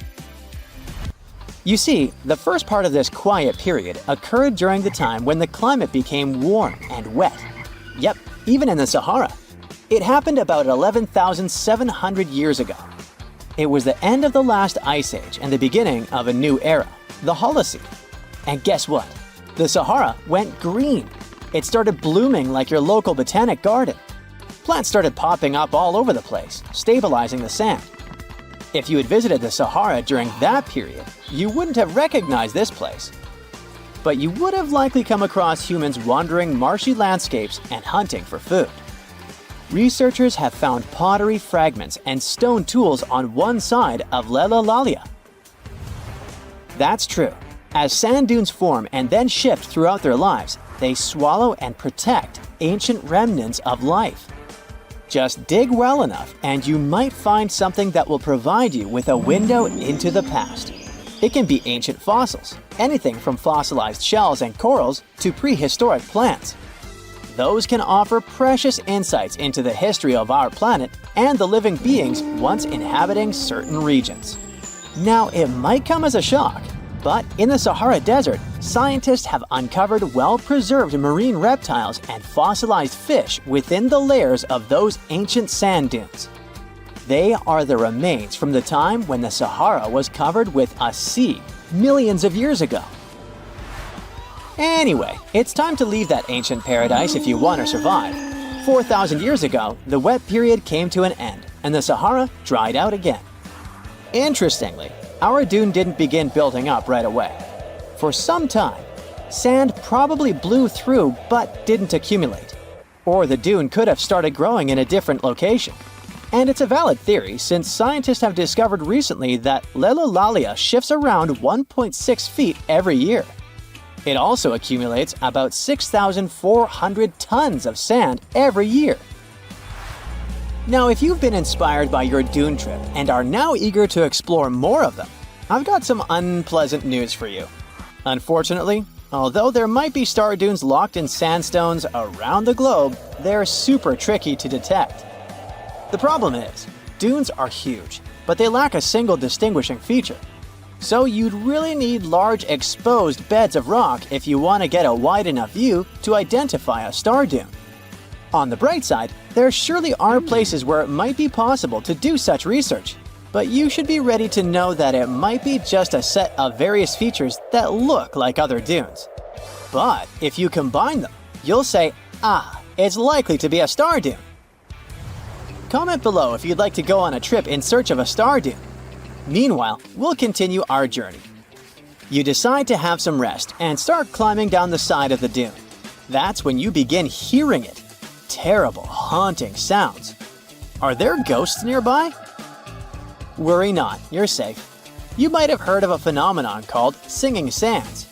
As you walk down some sandy slopes, you disturb the grains of sand. They rub against each other, producing friction that creates those eerie melodies. With each step, the sand beneath your feet comes alive in a ghostly choir of whistles and whispers. The sounds range from low hums to loud, high-pitched wails, as if an otherworldly symphony is echoing through the dunes. But of course, scientists have their own very practical explanation, attributing this phenomenon to the right atmospheric conditions combined with the unique size, shape, and moisture content of the grains. Now you've almost made it all the way to the bottom of the dune, but beware of slip faces. When a sand dune reaches a certain steepness, it develops a slope. That's the very slip face I was talking about. This slope is usually on the leeward side of the dune and sheltered from the prevailing wind. Sand grains start accumulating on the windward side, slowly creeping along the dune's gentle slope. At one point, they reach the top. Gravity takes over and they start sliding down, triggering a cascading effect. It looks like a miniature sand avalanche, and I wouldn't want to end up in its way. If all the volcanoes on Earth suddenly erupted together, it'd be loud. We'd also have around 1,500 of these formations bursting at once. Now normally it's just 10 to 20 volcanoes that are active each day. But what would the world look like if they all blew their tops simultaneously? Geologists think it wouldn't be pretty. Even if only the land volcanoes erupted together, it would set off a chain reaction way worse than anything we've ever seen before. The two big problems would be ash and volcanic gases. While the explosions in lava would be damaging for people nearby, the real danger lies in what happens next. A thick layer of ash would cover the planet, blocking out sunlight completely. No sunlight means no photosynthesis, which means crops would fade away and temperatures would drop considerably. And all this ash cloud could remain in our atmosphere for up to 10 years. Now, ash aside, there's also acid rain to worry about. Volcanic gases like hydrochloric acid and sulfur dioxide would mix with the atmosphere and fall back down as acid rain. This type of weather would harm the groundwater and ocean surfaces. Even if humans would find a way to survive up to this point, we'd have no corals and no other sea creatures around. Scientists have seen similar events in Earth's history at a smaller scale. Big volcanic eruptions have been linked to mass extinctions. When Mount Pinatubo erupted in 1991, it cooled parts of the world for 2 years. But the extra carbon dioxide from these eruptions could also heat the planet, the same way we turn our stoves to broil for that extra crispy layer on our casserole. Geologists also mentioned that there's evidence in our atmosphere that stuff like this may have happened in the distant past. During the Cretaceous period, carbon dioxide levels were way higher than today, which made it difficult for marine life to thrive. Who would survive all this? Probably just some extremophiles, these organisms that survive in harsh conditions like hot springs or deep undersea vents. As for humans, we could all lay low in underground bunkers until things clear up, or build multiple space stations that could fit us all. Yeah, right. The chances of all volcanoes erupting at once, though, are very slim. Whew! That's because there isn't one giant source supplying all the volcanoes on Earth. Each one of these openings has its own deposit of magma, except for a few cases where they indeed share the supply. For example, in 1912, Nova Rupta in Alaska erupted alongside another volcano sharing magma. Scientists have also found evidence of magma hiding under volcanic areas, like under the Taupau Volcanic Zone in New Zealand. This magma can spread out horizontally for long distances, but is still just a local feature. Even if we consider all the magma under Taupau as one system, it's not connected to other volcanic areas like Indonesia or the Philippines. Because the great majority are isolated, volcanoes can't sync up to erupt at once. The magma comes from different processes like mantle decompression or adding water to the mantle through subduction. There's no way to make all these different volcanoes erupt together because of how tectonics work. Now, that doesn't mean we won't see interesting volcano activity in the future. Take an underwater area near British Columbia, where recently about 200 small earthquakes per hour have been noted. Deep beneath the Pacific Ocean floor, off the coast of Vancouver Island, magma is set to erupt, heating the water so much that it'll bubble like soda. However, this event will likely go unnoticed by anyone other than scientists. The anticipated eruption will most likely happen around 3 miles below the ocean surface. Scientists explain that the earthquakes range from negative to 4.1 magnitude, meaning only those nearby would feel any tremors. This unusual activity gives us a rare opportunity to study how the Earth's crust forms. The magma beneath the ocean floor is estimated to be almost 1,500 degrees Fahrenheit, but will cool rapidly upon eruption and contact with water. This runny rock will solidify upon contact with the seafloor, turning black quickly. This event will be useful for biologists too, who will have the opportunity to study the marine animals' response to any changes, like run! Antarctica, often seen as a vast icy continent, also holds a volcanic surprise beneath its frozen surface.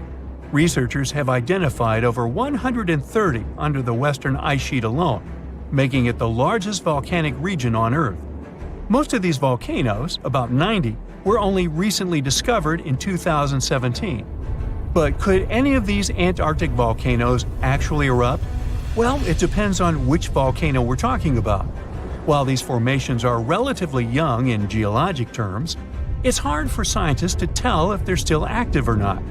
There are only 2 confirmed active volcanoes in Antarctica, Deception Island and Mount Erebus. The latter, standing tall as the highest peak on the continent, has been continuously erupting since at least 1972. It's known for emitting gas and steam, and sometimes even throwing out rocks in what are called strombolian eruptions. One of its most notable features is a persistent lava lake in its crater, a rare phenomenon due to specific conditions needed to keep the surface molten. For instance, it's fueled by a steady supply of magma from deep within the Earth's mantle. This continuous inflow of molten rock provides the material for the lava lake to exist. It also features low ambient temperatures. Despite its location in Antarctica, Erebus has relatively mild temperatures in its summit region because of the heat generated by the volcanic activity.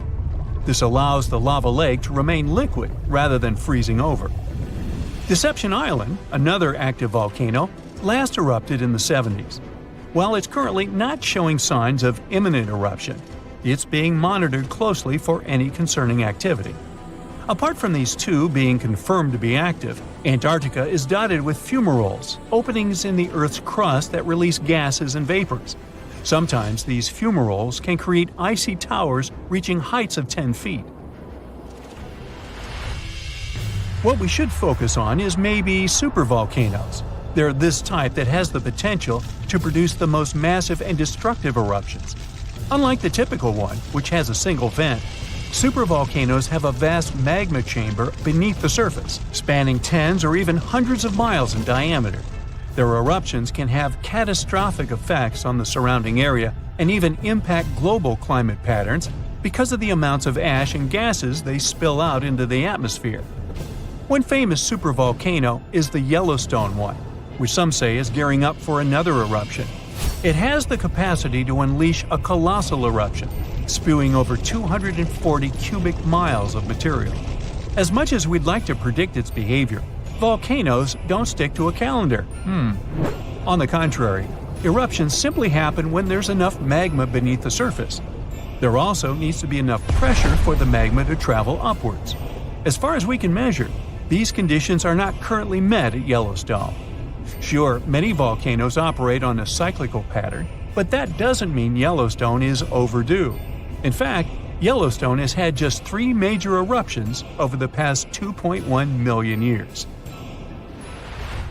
Also, the term supervolcano refers to the formation's size, not necessarily how fussy it is.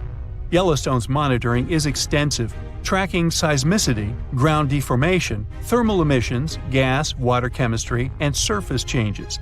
Signs of an eruption would include thousands of earthquakes over a short period.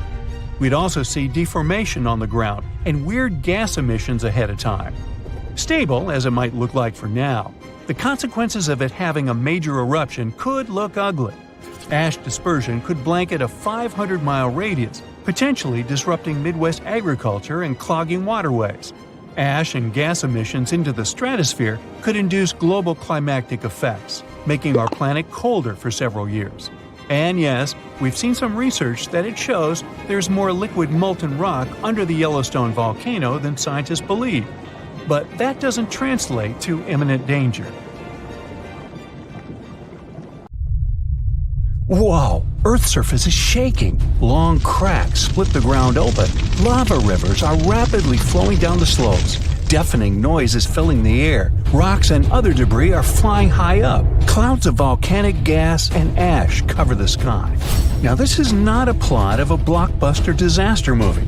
It's what happens when supervolcanoes decide to erupt. But this is likely not the scenario that will take place when the world's largest volcano, Mauna Loa, decides to finish its long nap. In 2021, scientists were sure it would happen soon, but so far, nothing. The volcano's seismicity keeps increasing and then going back to normal, but you never know when this giant will finally come back to life. That's why experts have been monitoring geological activity on Hawaii's largest island for quite some time. The Big Island of Hawaii is made up of 5 volcanoes, including the most active on the planet, Kilauea, and the largest, Mauna Loa. This gigantic thing makes up almost half the landmass of the island. And what lava Kilauea emits in one day, Mauna Loa could spew out within 20 minutes. That's what it did in 1984. While Mauna Loa's smaller sibling has been throwing tantrums for a while, the giant has been slumbering ever since its last eruption. But very recently, the Hawaii Volcano Observatory has recorded more than 200 mini-earthquakes below Mauna Loa. It likely means an increased flow of magma down there. Good morning! The volcano might be waking up. Or not. If Mauna Loa did suddenly erupt, lava flows could reach the ocean and the most populated and touristy places, like Captain Cook, very quickly, in a matter of hours. In 1984, the last time the volcano erupted, lava got as far as the outskirts of Hilo on the other side of the island. That's where a campus of the University of Hawaii is found. Luckily, people had a few weeks' warning to get ready for the disaster. These days, locals have special go bags ready with the most important stuff, including documents and money. Such precautions can come in handy in case of an emergency evacuation. Even though most Mauna Loa eruptions have so far only affected the summit area, several of them sent lava all the way down to the ocean. And you never know how powerful the next eruption will be. Now, what is the highest mountain on Earth? Mount Everest, you say? Well, it depends. From seafloor to the summit, Mauna Loa is 1,000 feet taller than the famous Himalayan peak. The volcano is so big, it makes the Pacific plate it's sitting on literally slump under its weight. Scientists say that when this monster of a volcano erupts, the volume of lava coming out per unit will be life-threatening. Over its recorded history, Mauna Loa has been erupting regularly, almost every 6 years. And even though the last eruption of the volcano occurred about 40 years ago, scientists are certain it'll happen again. Now, remember the scene I showed you at the beginning? Well, you can relax. It's not likely to happen with Mauna Loa. The thing is, big island volcanoes, including Mauna Loa, aren't very volatile. That's because they're shield volcanoes. These volcanoes got such a name because they aren't really very high and resemble a warrior's shield placed flat on the ground. Shield volcanoes get formed by very fluid lava. It travels farther and forms much thinner flows than lava erupted from a stratovolcano, which is conically shaped and tall, like the infamous Krakatoa in Indonesia. So if, or should I say when, Mauna Loa erupts, there probably won't be ash clouds and tons of debris. The most dangerous thing will be lava. Since Mauna Loa is a shield volcano, its lava is extremely fluid and voluminous, which allows it to flow far and fast. Using theoretical vent maps, experts from the Hawaii Volcano Observatory have made charts of possible lava flows. They're kind of worried about earthquakes clustering at high rates. It likely means that lava is on the move under the surface. 500 to 600 earthquakes per day are a serious reason to be on high alert. On the other hand, it doesn't necessarily mean a disaster or inevitable eruption. Around a decade ago, several earthquakes that happened at the same time signaled that something was happening under Mauna Loa. But an eruption didn't occur. Instead, half the volcano shifted a bit to the south. This way, it probably gave more room to magma so that it had enough space to stay beneath the surface. Now, let's get back to the catastrophic eruption we saw at the beginning of the video. That's what often happens when a supervolcano erupts. Those are volcanoes that have at least once had an eruption with a volcanic explosivity index of 8, which is the largest recorded number on the index. Supervolcanoes are often extremely large, with no cone at all. That's because they're typically the remains of gigantic magma chambers that once flared up, leaving behind a caldera. They're usually found over hotspots. Supervolcanoes can produce super eruptions, and when they do, they blow more than 240 cubic miles of ash, molten rock, and hot gases up into the air. In other words, 4 super eruptions could fill the Grand Canyon to the brim. Supervolcanoes get formed when gigantic volumes of scorching hot magma are trying to escape from deep underground. This magma rises close to the surface but can't break through Earth's crust. That's why a huge pressurized pool of bubbling magma gathers at a depth of only several miles. The pressure keeps growing because more magma is trying to get to the surface until, bam, a super eruption occurs. The most recent super eruption happened in New Zealand. Well, when I say recent, I mean around 26,500 years ago. Nah, I wasn't around then. That's when a supervolcano beneath the surface of Lake Tahoe spewed into the air more than 300 cubic miles of ash and pumice. Imagine 500,000 Great Pyramids of Giza flying up at the same time. That's how incredibly powerful that eruption was. But the most exciting and confusing thing about the eruption was that the Tahoe volcano simply didn't go off like many others. At first, everything was going as usual. More than 200 square miles of magma had built up under the surface, and the pressure was getting higher and higher. But after the rock cracked and the first part of lava rushed out of the crater, something went wrong, and the supervolcano took a break. Only several months later, the disastrous eruption shook the ground, and thousands of tons of lava, rocks, and ash flew high into the atmosphere. But the age of supervolcanoes isn't over. The most infamous of them all is probably the one in Yellowstone National Park. This giant handles at least 3 mega-powerful eruptions, and who knows how many smaller ones. If this monster erupted anywhere as strongly as it did 2.1 million years ago, it would spit out more than 588 cubic miles of red-hot material. You can probably picture it more vividly if I tell you that this volume is comparable to 65 million Capitol rotundas in Washington, D.C. piled together. Wow. Anyway, scientists are sure that Yellowstone doesn't present any danger these days. For an eruption to happen, magma inside must be at least 50% molten. With the Yellowstone caldera, this number is just 5 to 15%. But of course, Yellowstone isn't the only supervolcano on our planet. There's also New Zealand's Tahoe you already know about, Japan's Airi Caldera, California's Long Valley, Indonesia's Toba. Any of them can one day produce a super eruption. There are also several so-called supervolcanoes that haven't lived up to this name yet because they've never produced anything like a super eruption. For example, in 1883, Indonesian volcano Krakatoa went off. The power of the eruption tore the volcano's walls open. and cold seawater rushed into its molten insides. The difference in temperature made the volcano blow up with a deafening boom. It was clearly heard 2,000 miles away in Australia. It earned the blast the title of the loudest sound in history. But even though the consequences of this event were truly catastrophic, it still turned out not powerful enough to be called a super eruption. So, you might have heard that Yellowstone National Park is sitting on top of a giant supervolcano. That's the reason why the area can boast powerful geysers and hot springs. But it also means that underneath Yellowstone, there is an enormous magma chamber. In 2015, researchers from the University of Utah found out that this chamber was much bigger than everyone had previously thought. They even found one more reservoir with magma under the top one. Apparently, the more spacious the chambers are, the more magma they contain. Together, the two reservoirs store a glob of magma that could easily fill the Grand Canyon not once, but 11 times. But you know the most worrying thing about the magma chambers? They tend to push against the ground above them. As a result, the land in Yellowstone rises about 1 to 2 inches a year. On top of that, Yellowstone has the status of an active volcano, and its volcanic explosivity index, yes, there is one, is 8 out of 8. Such a high number means that if this volcano erupted, it would be an apocalyptic event.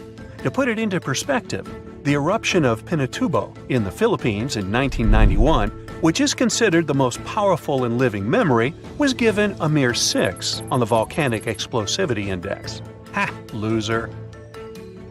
Now, let's figure out if there's anything to worry about. In March 2023, the University of Utah seismograph stations recorded 354 earthquakes in the entire region of Yellowstone National Park. Sounds like a lot. But keep in mind that the most impressive event of the month was a mini earthquake of magnitude 3.7. It was part of a swarm of 106 earthquakes that began on March 29th and continued until the end of the month. Yep, earthquakes apparently also come in swarms, so be aware. Experts say that Yellowstone's seismic activity is, well, kind of more active than usual, but it's really nothing serious. A geophysicist working at Yellowstone Volcano Observatory called Michael Pollan claims that the volcano won't erupt anytime soon. For this to happen, there must be enough magma ready to erupt beneath the surface. Whew. There should also be enough pressure to cause this magma to rise. But neither of these conditions exist today. According to the expert, Yellowstone is stable now.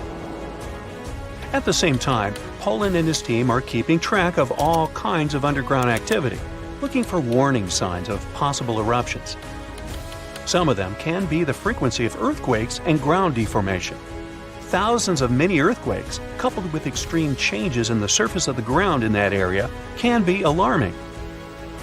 The team also monitors the temperature of the park's thermal features. That's another noteworthy sign of a potential disaster. Park-wide changes in geyser activity, as well as gas and thermal emissions. So, despite the media claims that Yellowstone is due to erupt soon because the last eruption happened 70,000 years ago, that's not how volcanoes work. Experts say that it's one of the most popular misconceptions about volcanoes. They don't follow timelines. If a supereruption did happen, though, the most worrying thing for us would not be the lava flows, and not an earthquake that would most likely accompany the natural disaster. No, the worst consequence of such a supereruption would be ash and ashfall.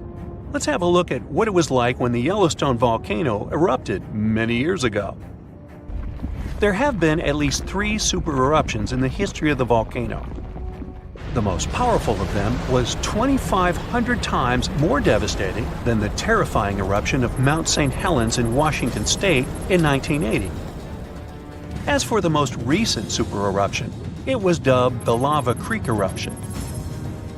It formed the Yellowstone caldera after spewing out an insane amount of dust, volcanic ash, and rock into the air.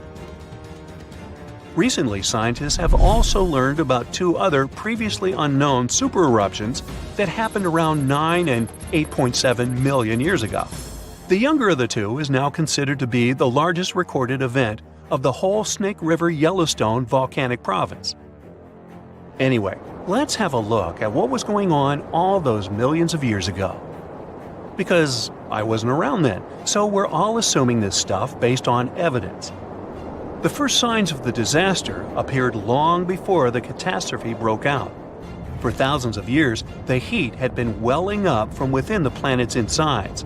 It had been melting rock beneath the planet's crust and leaving behind huge chambers. They were filled with a pressurized mixture of semi-solid rock, magma, water vapor, and different gases, including carbon dioxide. All this scorching underground soup was expanding since more and more magma arrived with time. The land over the volcanic system was rising upward almost unnoticeably. A year before the supereruption, Yellowstone gave a warning, a burp maybe, but that long ago there was no one who could interpret these signals. Plus, those alarming processes were mostly going on underground. For example, decompression releases gas bubbles. While bursting, such bubbles can often power particular kinds of eruptions. Months before the eruption, small-scale earthquakes became more frequent and more intense. The ground in many spots all over the supervolcano got hotter than it used to be. Surface lakes and groundwater also became warmer. If people had been around at that time, they would have noticed unusual steam fogging in that area. Not long before the eruption started, the growing pressure pushed the ground over the magma chamber up. This created a dome-shaped uplift. Narrow cracks started to open along the edges of this dome. Imagine opening a bottle of soda after you've shaken it. Something like that was happening near the volcano. Think Mentos and Diet Coke. The pressure was released through the fractures when gases were bursting out from under the surface. So right before the disaster, the ground around the Yellowstone volcano lifted. Geothermal pools and geysers heated up to boiling temperatures and got more acidic than usual. The magma started to rise toward the surface. At one point, the rock roof of the magma chamber couldn't resist anymore, and the eruption kicked off.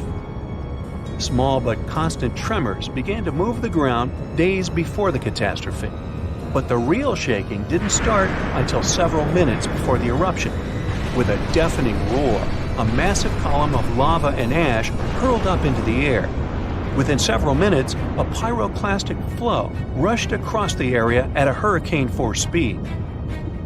Such a flow is a liquid mixture of half-solid lava pieces, volcanic ash, and hot, expanding gases.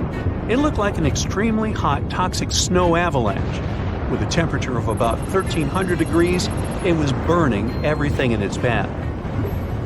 The volcano kept pumping ash for days on end. For all living creatures, ash fallout was one of the most dangerous consequences of the eruption. Volcanic ash turns into glassy cement within seconds of being inhaled. Most animals didn't have a chance to survive. Even thick trees started to collapse under the weight of this dense substance. It only took a couple of days until a thick layer of ash covered huge territories. After the ash got into the stratosphere, the temperatures all over the world started to drop. The eruption was rich in sulfur, which is an effective sunblocker. That's why it soon got so cold that there was no summer in the whole world for the next several years. Animals couldn't find food and clean water. This natural disaster, called the Gray's Landing supereruption, was colossal. That's how researchers described it in their recent studies. It affected a huge territory. The streams of lava enameled an area as large as New Jersey in scorching hot volcanic glass. It instantly sterilized the land surface, wiping out all the plant life that had been thriving there before. Now, if such an eruption were to happen these days, it would cover Colorado, Utah, and Wyoming with almost 3 feet of toxic volcanic ash. Many regions would be plunged into darkness. Even the coast, where most Americans live, would experience problems with the spread of the ash cloud. It would destroy crops and contaminate pastures, ruin power lines and electrical transformers. Well, so I'm sure you'll agree with me, it's a good thing that such a disaster isn't expected to occur anytime soon. Hey, we got enough other stuff on our plate. The ground suddenly starts shaking. Clouds of gas start forming in the sky, making it dark during broad daylight. Bits of the ground start swelling, lifting, and even collapsing. These are the telltale signs of a volcano that is bound to erupt. And this is what could easily happen again with Mount Spur. It's only about 75 miles from Anchorage, one of Alaska's busiest cities. More than half of the population of the northernmost state of the US live there. There's also a huge amount of air cargo that passes through its international airport daily.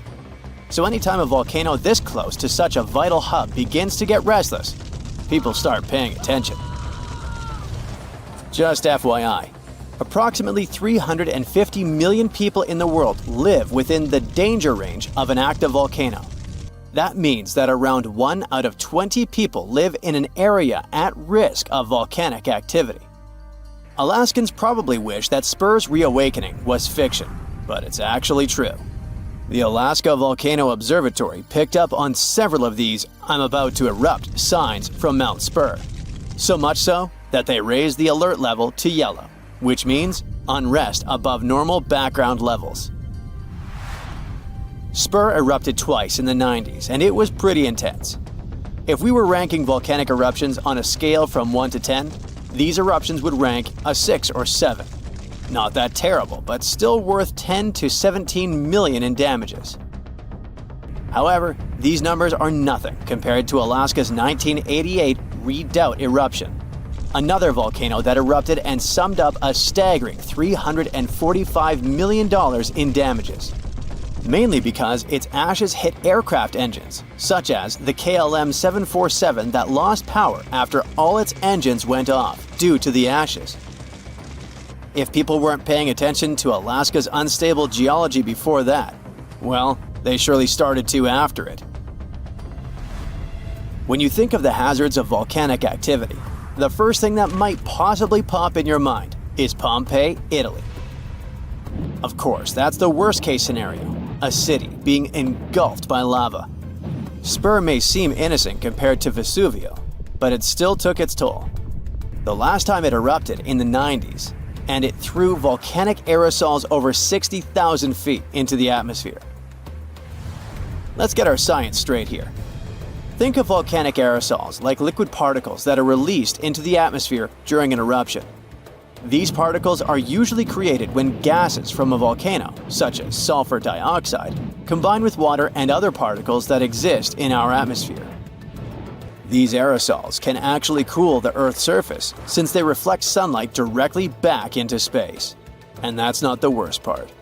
It can stay in the atmosphere for several years after an eruption, causing lots of health issues. The eruption unleashed blazing fast avalanches of hot gas and ash called pyroclastic flows, along with thick, muddy floods known as lahars. Oh, and there were also the massive volcanic boulders. These rock chunks were huge, some over 3 feet long, and they blasted out from the volcano like nature's cannonballs, landing more than 6 miles away. All that volcanic heat melted part of a nearby glacier, kicking off debris flows that dammed up the Chakachatna River and created a whole new lake along the valley. Some good came out of Spur's first eruption, though. The main lesson was, volcanic monitoring pays off.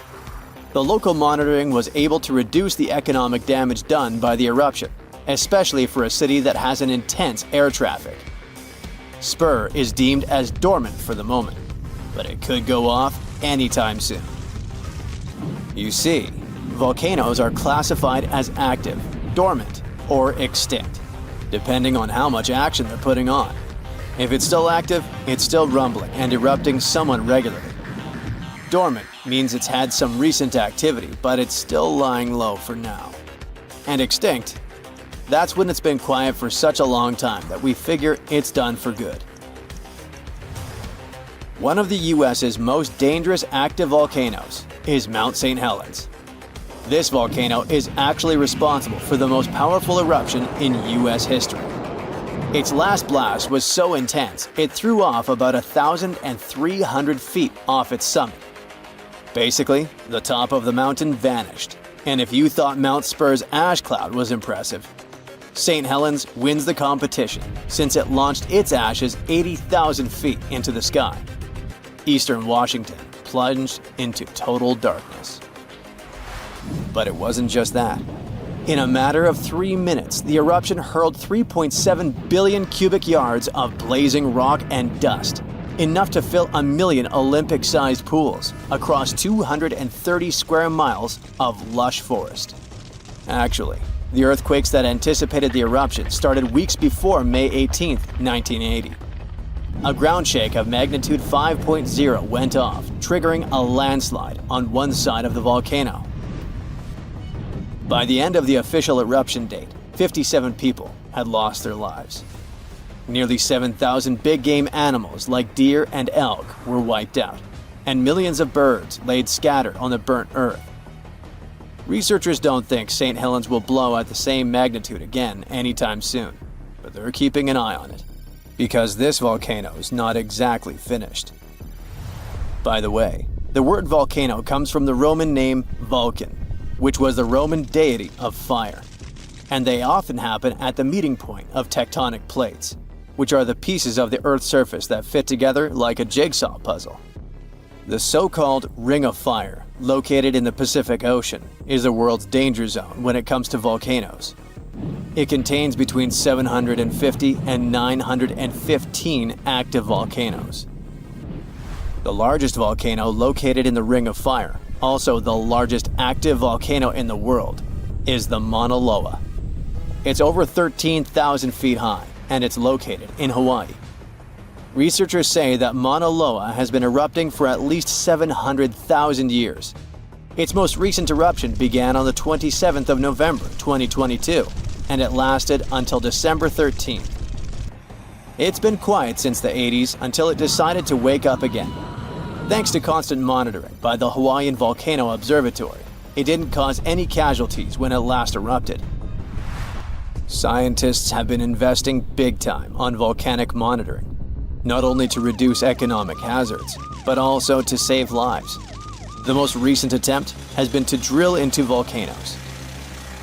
Recently, a group of scientists went all the way to Iceland in one of the world's volcanic hotspots. There are around 33 active volcanoes in Iceland alone, but the one that is the most interesting to them the most is the Krafla volcano. The Krafla has erupted around 30 times in the last 1,000 years, and its most recent eruption was in the mid-1980s. The project named Krafla Magma Testbed, or KMT for short, is hoping to advance the understanding of how magma behaves underground.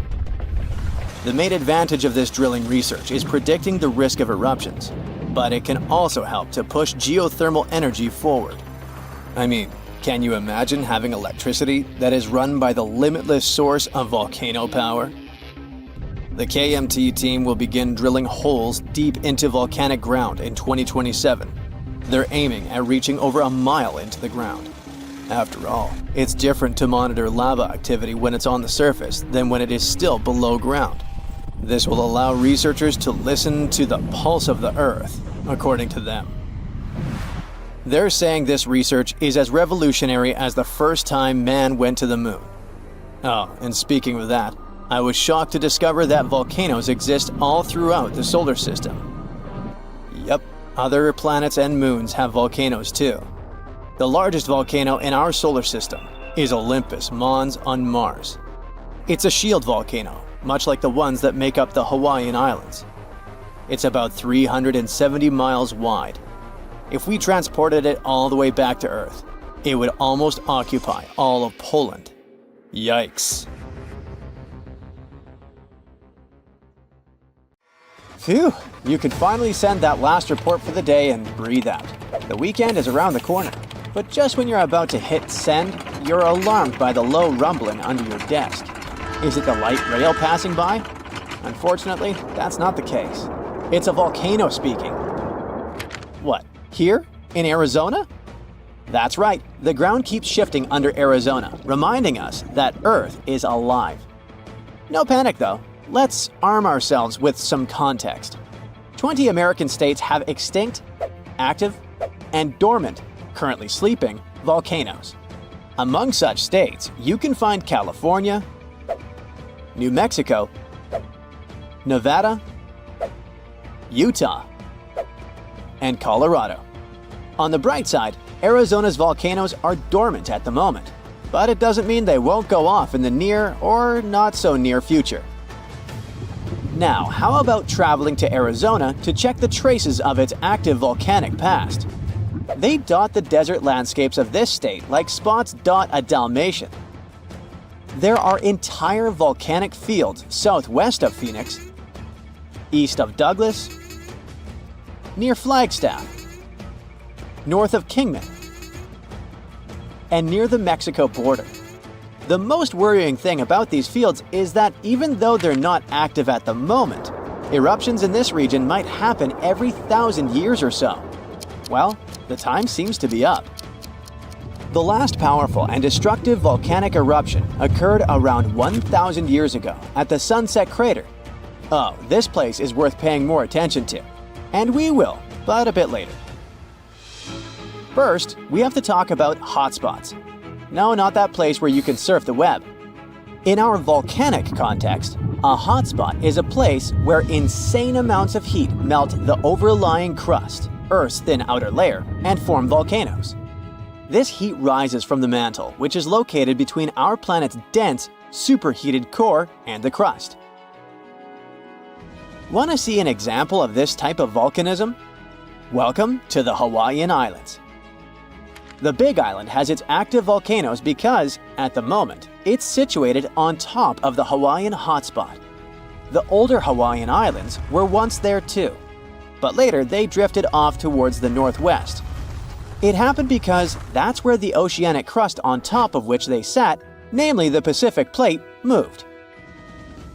Now, look at the world's ocean basins.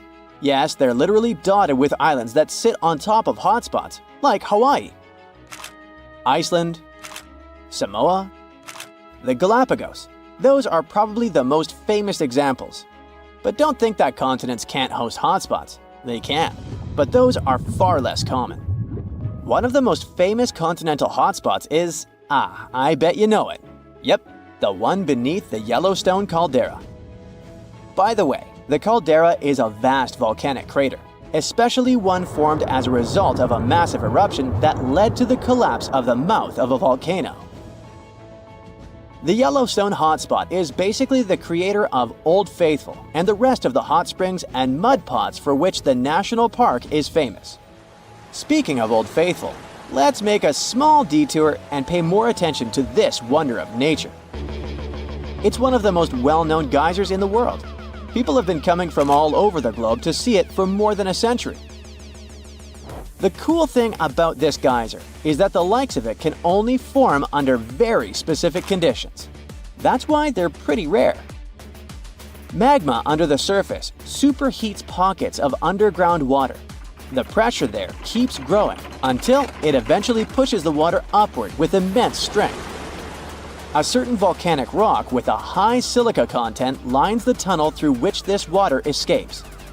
Basically, it creates a unique pipe that can withstand unbelievable pressure and heat created by the water erupting above the ground. Old Faithful was the very first named geyser in Yellowstone.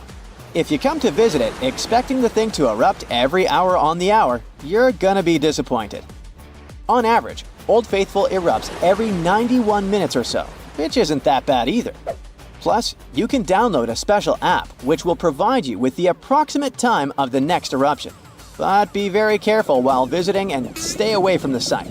The water erupting from the powerful geyser reaches 204 degrees Fahrenheit. The steam is even more scorching, up to 350 degrees Fahrenheit. It's hot enough to bake a cake. But let's get back to our volcanic hotspots. Scientists still don't clearly understand why there aren't many hotspot volcanoes on continental crust. One reason might be that the continental crust is much thicker than the oceanic crust, which is about 4 times as thick on average. Another reason could be that most of Earth's crust, about 2/3 of it, is oceanic. This means that there's less continental crust for hotspots to form under. Now, I bet those of you living in Arizona will appreciate the following info. We'll talk about a volcanic field right in the heart of this state, the San Francisco Volcanic Field. That's a massive area filled with over 600 volcanoes. Yes, they're mostly small, but it doesn't make them any less impressive.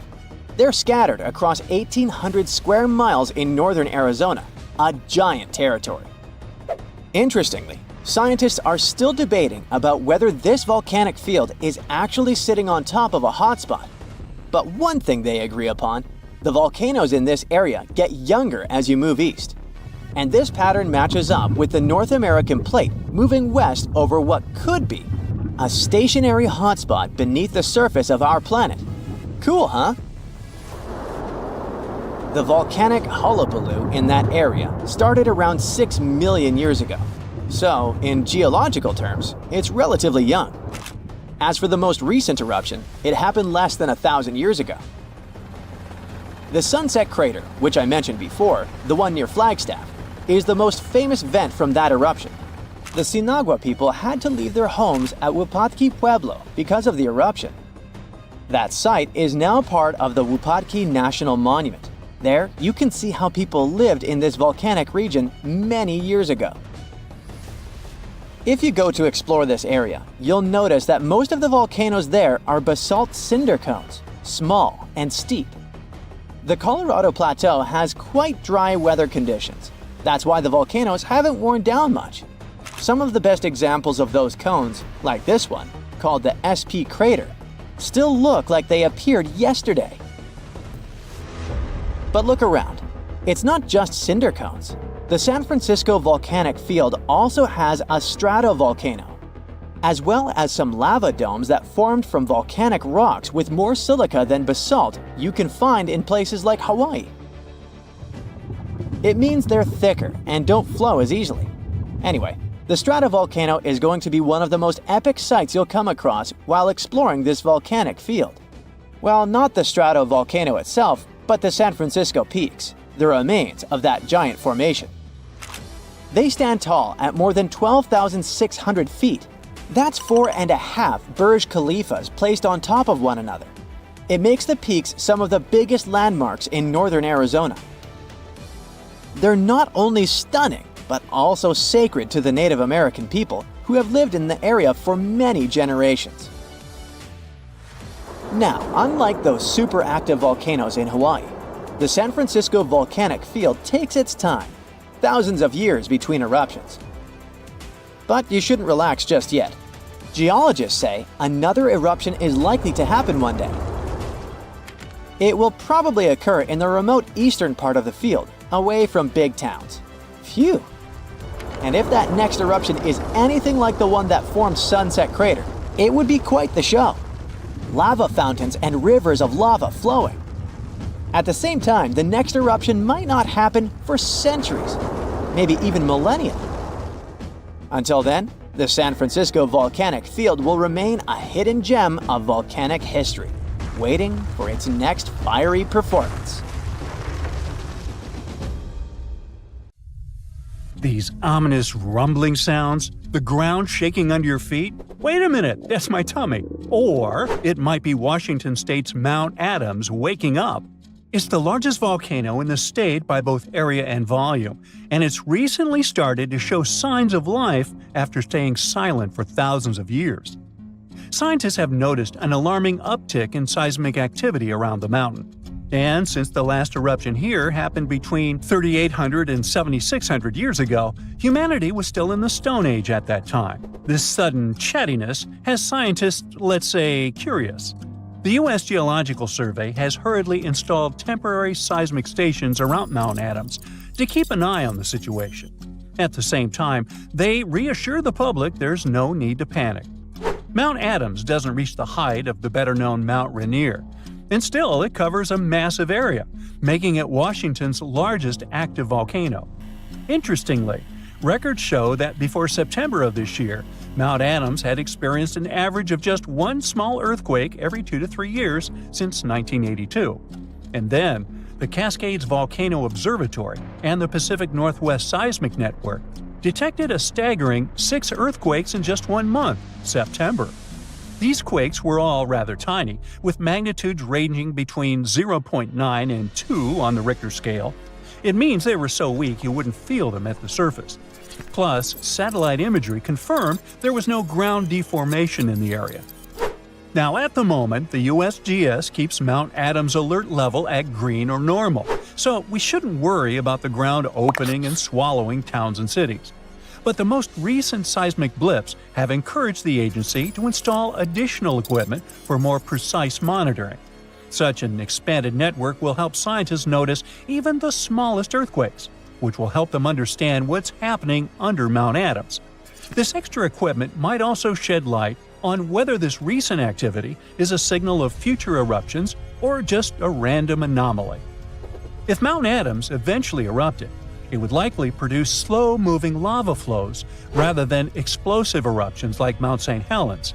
After all, past eruptions have only led to lava flows that travel just a few miles from the volcano. So that's not what we'd need to worry about. A much more dangerous thing would be lahars. These are mud flows that can happen when volcanic ash, rock, and melted ice mix during eruptions. Lahars have occurred near Mount Adams without even eruptions. Rock, weakened by hydrothermal processes at the volcano's summit, suddenly broke loose, creating fast-moving, destructive mud flows. Exactly for this reason, the USGS categorizes Mount Adams as a high-threat volcano. While it doesn't erupt frequently, it still poses serious risks to nearby settlements. Another volcano we should carefully watch is Katla in Iceland. It's one of the country's most powerful and dangerous volcanoes. It last erupted over a century ago in 1918, but if it erupts again, it could be 10 times as powerful as another Icelandic volcano whose name I can't pronounce. See? That one erupted in 2010, completely disrupting air travel all over Europe. An eruption of Katla could release large amounts of sulfur dioxide, which could form sulfate aerosols in the atmosphere. Such aerosols reflect sunlight, which could even cause temporary global cooling. This phenomenon often followed catastrophic volcanic eruptions in the past. Although eruptions are common in Iceland, Katla's ash cloud would likely shoot higher into the sky and cover larger areas of Europe than that other one did. It would ground flights and negatively affect economies. If Katla erupted, it would also harm agriculture, water supplies, and air quality. In 2014, scientists noted that a large eruption could even cause a tsunami that might travel along Iceland's south coast and out to sea. But the potential impact of such a tsunami is still unclear. Katla tends to erupt on a regular schedule every 40 to 80 years, which means that another eruption is statistically very likely soon.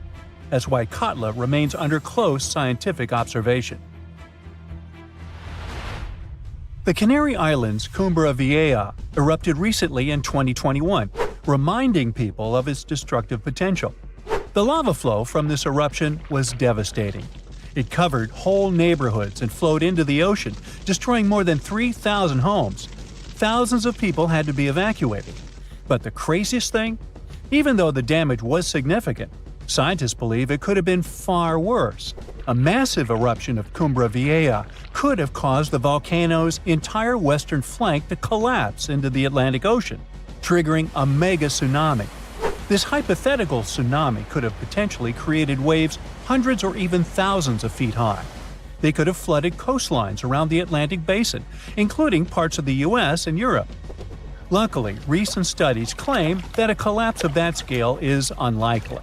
But even though the chance of a mega tsunami is low, scientists still think it's wise to prepare for possible eruptions because there's a chance of extensive damage. The lava flows that occur at this volcano tend to be extensive and dangerous to both human life and the infrastructure on the island. If you decide to travel to Ecuador, you should be wary of Cotopaxi, one of the most active volcanoes in this country. It's been rumbling with minor eruptions since 2022. While these eruptions have been relatively small, Cotopaxi has a great potential for a major eruption, and it has scientists on high alert.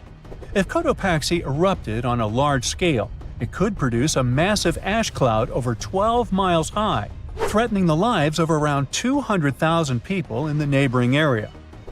A serious danger is Cotopaxi's snow-capped summit. It would melt super rapidly in a major eruption.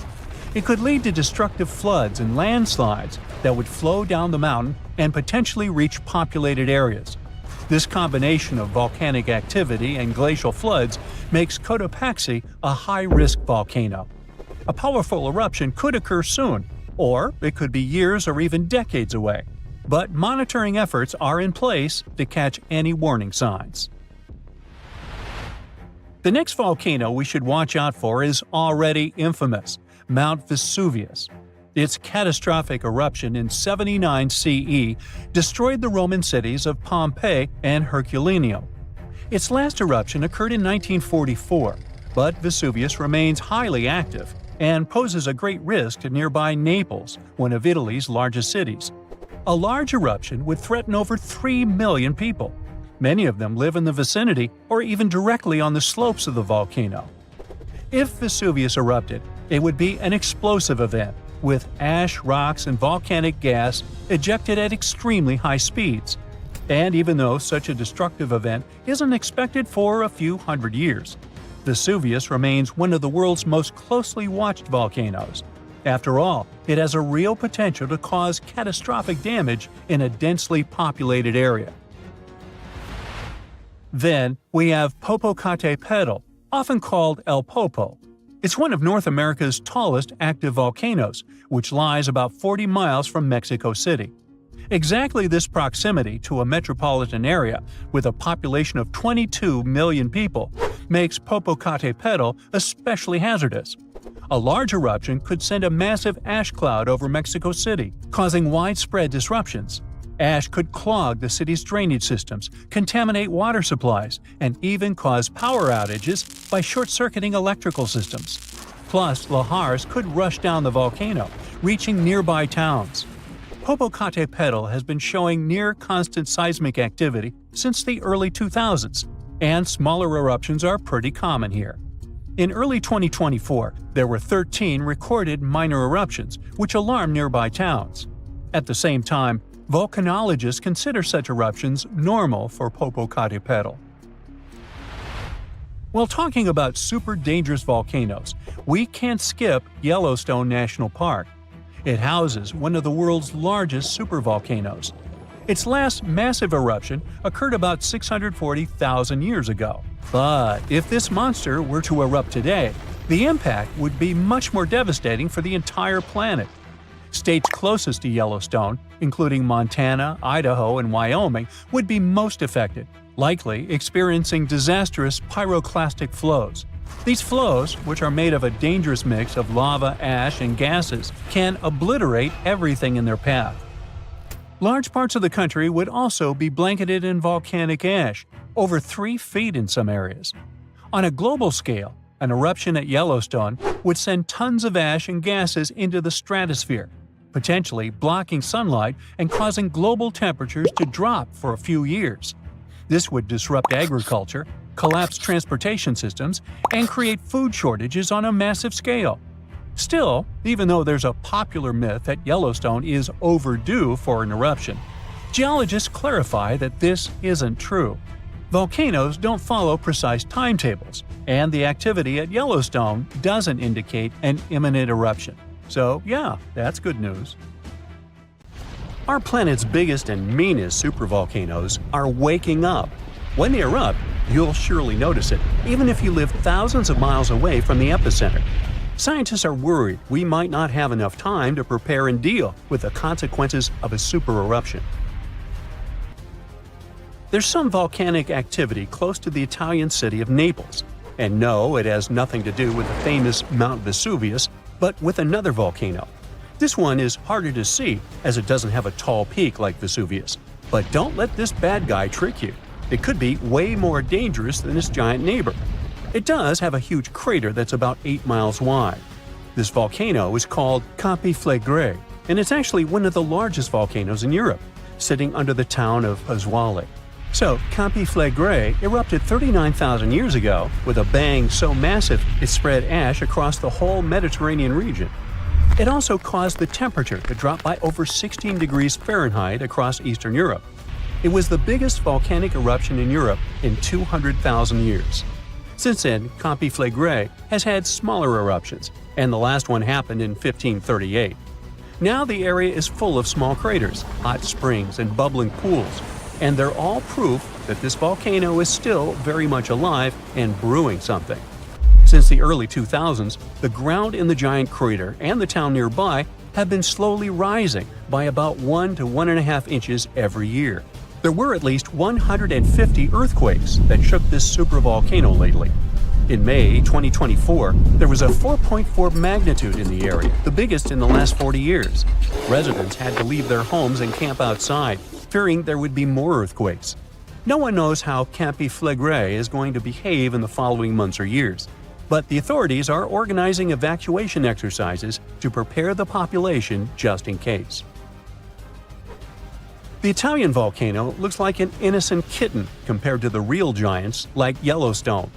For a volcano to deserve the title of a super one, it must be able to produce catastrophic-scale eruptions and eject huge amounts of magma, ash, and volcanic gases. The Yellowstone giant meets these criteria. Even though it moves from time to time, the Yellowstone supervolcano hasn't erupted for 640,000 years. But when it does wake up, it might erupt with incredible power, about the same amount as 10 huge nuclear power stations can produce. Under the ground, beneath Yellowstone, there's a super hot area full of molten rock called magma. As more magma moves into a big space called a magma chamber, the ground above starts to swell or rise. When the magma cools down, the ground falls. Between 2004 and 2009, the ground at Yellowstone rose by almost 10 inches, but then it started to slowly go back down in 2010. Scientists aren't sure if it's going to erupt anytime soon. There's also another big volcano called Long Valley in California that has been active since 1980, and it can be a really big threat. Scientists studying this supervolcano found out that before its biggest eruption, 760,000 years ago, the buildup may have taken less than a year. Now, that's bad news, because a supervolcano eruption can have a huge effect on the world, like the eruption of the Toba volcano in Sumatra around 74,000 years ago. It became the biggest volcanic eruption the Earth had seen in 28 million years. It covered parts of Indonesia, India, and the Indian Ocean with a thick layer of volcanic debris, almost like a 6-inch blanket. The amount of rock it spewed out was like stacking nearly 3 million Empire State Buildings. The giant crater it left behind can still be seen from space. All the ash and gases shot up into the air and blocked some of the sunlight. It caused a volcanic winter that lasted about 6 to 10 years. Some scientists think this eruption might have even affected early humans. Around the time Toba erupted, the human population took a sharp dip, and there were far fewer people. Some say this is why all modern humans come from a small group of survivors. According to the Toba catastrophe theory, most early humans in Europe and Asia didn't survive the cold and harsh climate after the eruption, but a lucky group lived through all that in Africa. Not all scientists agree with this idea, and some archaeological and climate records show a different story. Another volcano that changed the world in a big way was Mount Tambora in 1815. The next year went down in history as the year without a summer. It was cold and rainy, and there was snow and frost even in the middle of summer, especially in Europe and North America. This happened because the volcano sent out a lot of sulfur dioxide into the sky, which spread all over the world and made the planet colder. When Tambora erupted, it caused huge tsunamis that smashed homes and took the lives of around 10,000 people. Afterward, about 80,000 more people passed away because of the consequences the eruption had caused in the world. The cold weather ruined crops, so food became really expensive. And because horses were the main way people traveled, the cost of oats that they ate went way up too. Some people even think this led to the invention of the bicycle in 1817 as a new way to get around. The eruption made the Earth colder for about 3 years. Now, even though the Tambora eruption was so powerful, Krakatoa, another volcano in Indonesia, stole the show when it erupted in 1883. It was just easier to spread information about it through telegrams and photos. Its final blast was the loudest recorded sound in history, and people could hear it on 10% of the entire Earth's surface. The eruption started a tsunami, with waves about half as tall as the Statue of Liberty. Now, if we only had 12 months to prepare for a supervolcano eruption, it would be really hard to store enough food and get ready. But don't panic just yet. Supervolcano eruptions are very rare, and the last one happened 26,500 years ago in New Zealand. Scientists think that a super eruption happens once every 100,000 years on average. But the sad part here is that the Earth doesn't follow a perfect timeline. There could be clusters of super eruptions with shorter gaps between them and then longer quiet periods. Since there have already been 2 super eruptions in the last 100,000 years, there's always a chance one could happen again sooner than we expect. Plus, although there are places like Yellowstone and Long Valley where we expect volcanoes to erupt, there are less obvious possible hotspots. In Chile, there's a volcano called Laguna del Maule that has erupted in the past and left behind a huge crater. Over the last 20 years, the ground there has been swelling really fast, rising up to almost 1 foot a year. Some people are worried that this could be a sign of a big eruption coming. But scientists say there's not enough magma yet to cause a super eruption. In Bolivia, the Juturancu volcano is also acting up. It's part of a group of volcanoes that have caused super eruptions in the past. Since the 1960s, the ground around Juturancu has been lifting, but the last eruption was 250,000 years ago. Even though the magma might be rising, it's not enough to worry about just yet. The chances of a super eruption happening during our lifetime are 1 in 1,400, which is pretty low, so you don't need to worry too much. But just like someone wins the lottery every week with very small chances, a super eruption could happen sometime in the future, and when it does, we'll need to be prepared. Imagine standing in the middle of Europe 40,000 years ago. The landscape is rough, cold, and unforgiving. Fast food is scarce, and there's no internet. Suddenly, from out of the woods steps a figure, stocky, strong, and with a face that is quite unusual. This human looks similar to us, but something about them is different.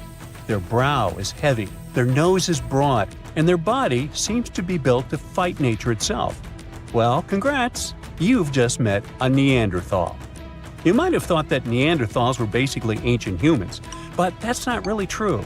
We come from the same genus called Homo, but we, all modern humans, belong to one same species called Homo sapiens. However, there used to be lots of human species before, and Homo neanderthalensis was just one of them. And they actually were kind of cooler than us. So what in the world has happened to them? Neanderthals lived for a long time, for about 360,000 years, across Europe and parts of Asia. 40,000 years ago, the place we now call southern Italy was sitting on top of a huge disaster, a massive supervolcano called Campi Flegrei. This big boy is huge, about 9 miles wide. That's about 10 to 20 minutes in a car to get across it all. But there were no cars then, remember? At the time, it was quiet for a while, but one day, suddenly, it blew in what became one of the biggest volcanic eruptions Europe had seen in 200,000 years. The catastrophe was so crazy that ash, gases, and debris altered the climate across the entire continent. What comes next is usually called a volcanic winter. Average temperatures drop, the sky gets darker, and life becomes even harsher than it already is. The eruption, known as the Campanian Ingombrite, caused Europe to cool by as much as 7 degrees Fahrenheit. Doesn't sound like much? Well, the drop of even 1 degree would cause winters to become harsher, causing horrible snowfall, rains, and floods. Crops would struggle to grow, leading to food shortages. The weather would go wild, too, with storms and droughts. Hey, kind of like now. Except multiply this by 7. Events like these caused some huge chaos in modern times. You can imagine what it did to the Neanderthals.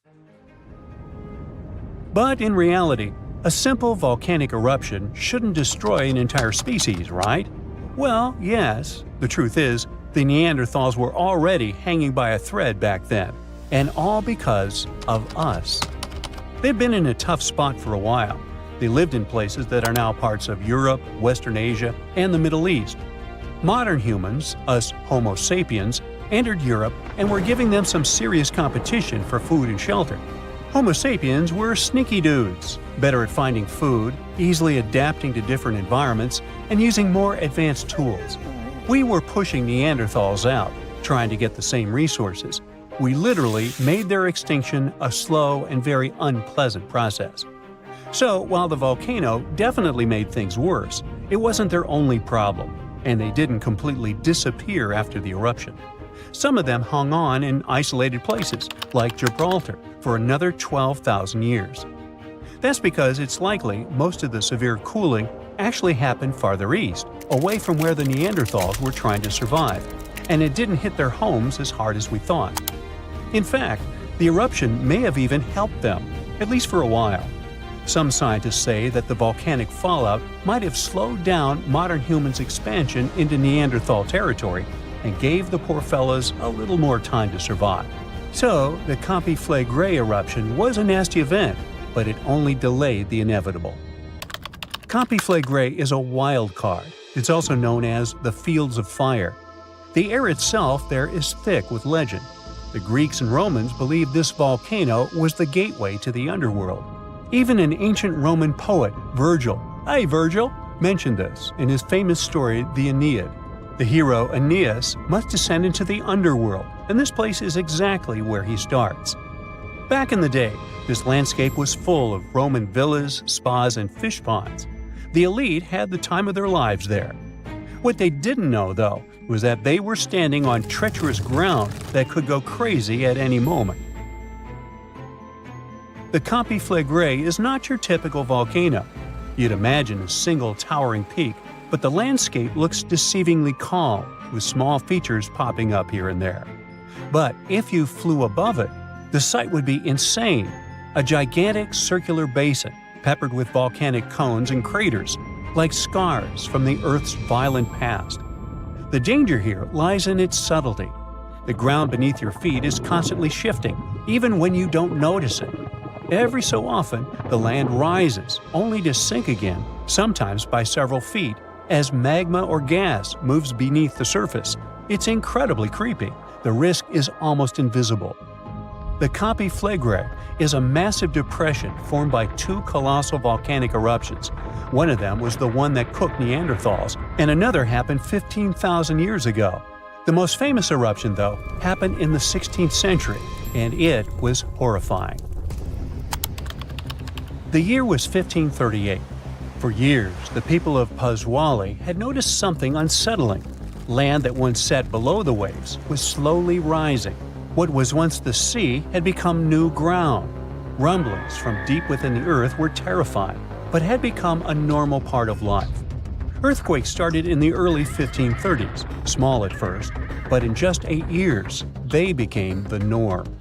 Until one day, on September 28th, horrifying tremors shook the ground. By the next evening, as the sun dipped below the horizon, a massive crack ripped open the earth near the ancient Roman town of Tripurgoli. From this gash spewed fire, smoke, and a rain of volcanic ash miles away. It was thick and muddy, likely mixed with underground water. The ground trembled as hot pumice rock was thrown high into the air. And then a new mountain began to rise from the land. This was the birth of what we now call Monte Nuovo. Eventually, things seemed to calm down, as if the earth was catching its breath. For days, things seemed quiet. Locals relaxed a bit. They began to approach the new mysterious volcano, a crater with something that resembled boiling within it. People visited it like a new attraction. But then, just days later, the disaster struck again. At night, without warning, a new mountain went wild. A blast from the southern flank hurled scoria, chunks of jagged volcanic rock, into the air. This one was fatal for 24 people. The debris found afterwards was huge and coarse. For centuries after, the only signs of life from the Monte Nuovo were small fumaroles, jets of gas seeping from the earth. But then, even those faded away.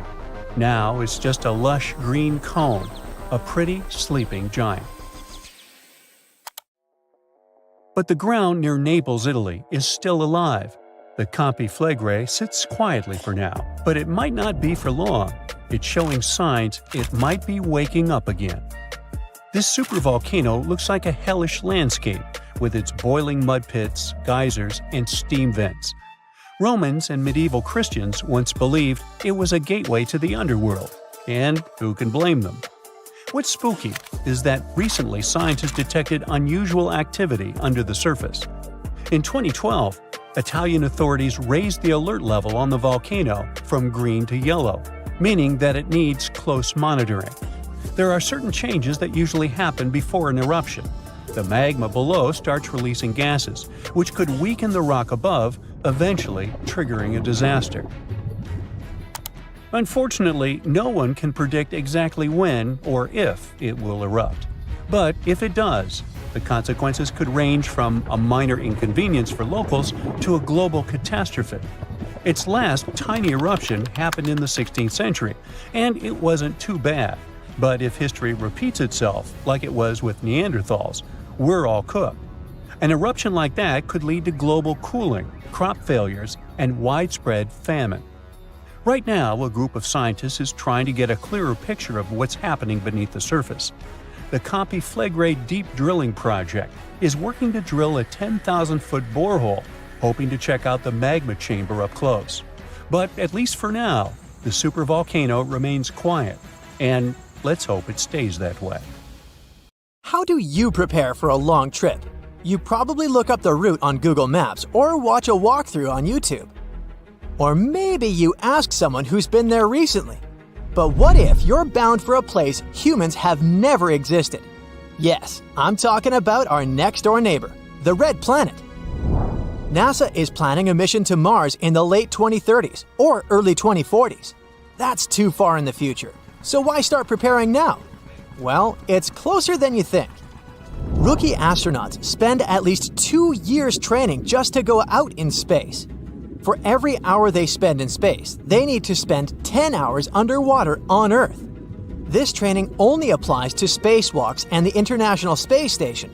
So far, some 600 people have been to space, but humans have never set foot on Mars.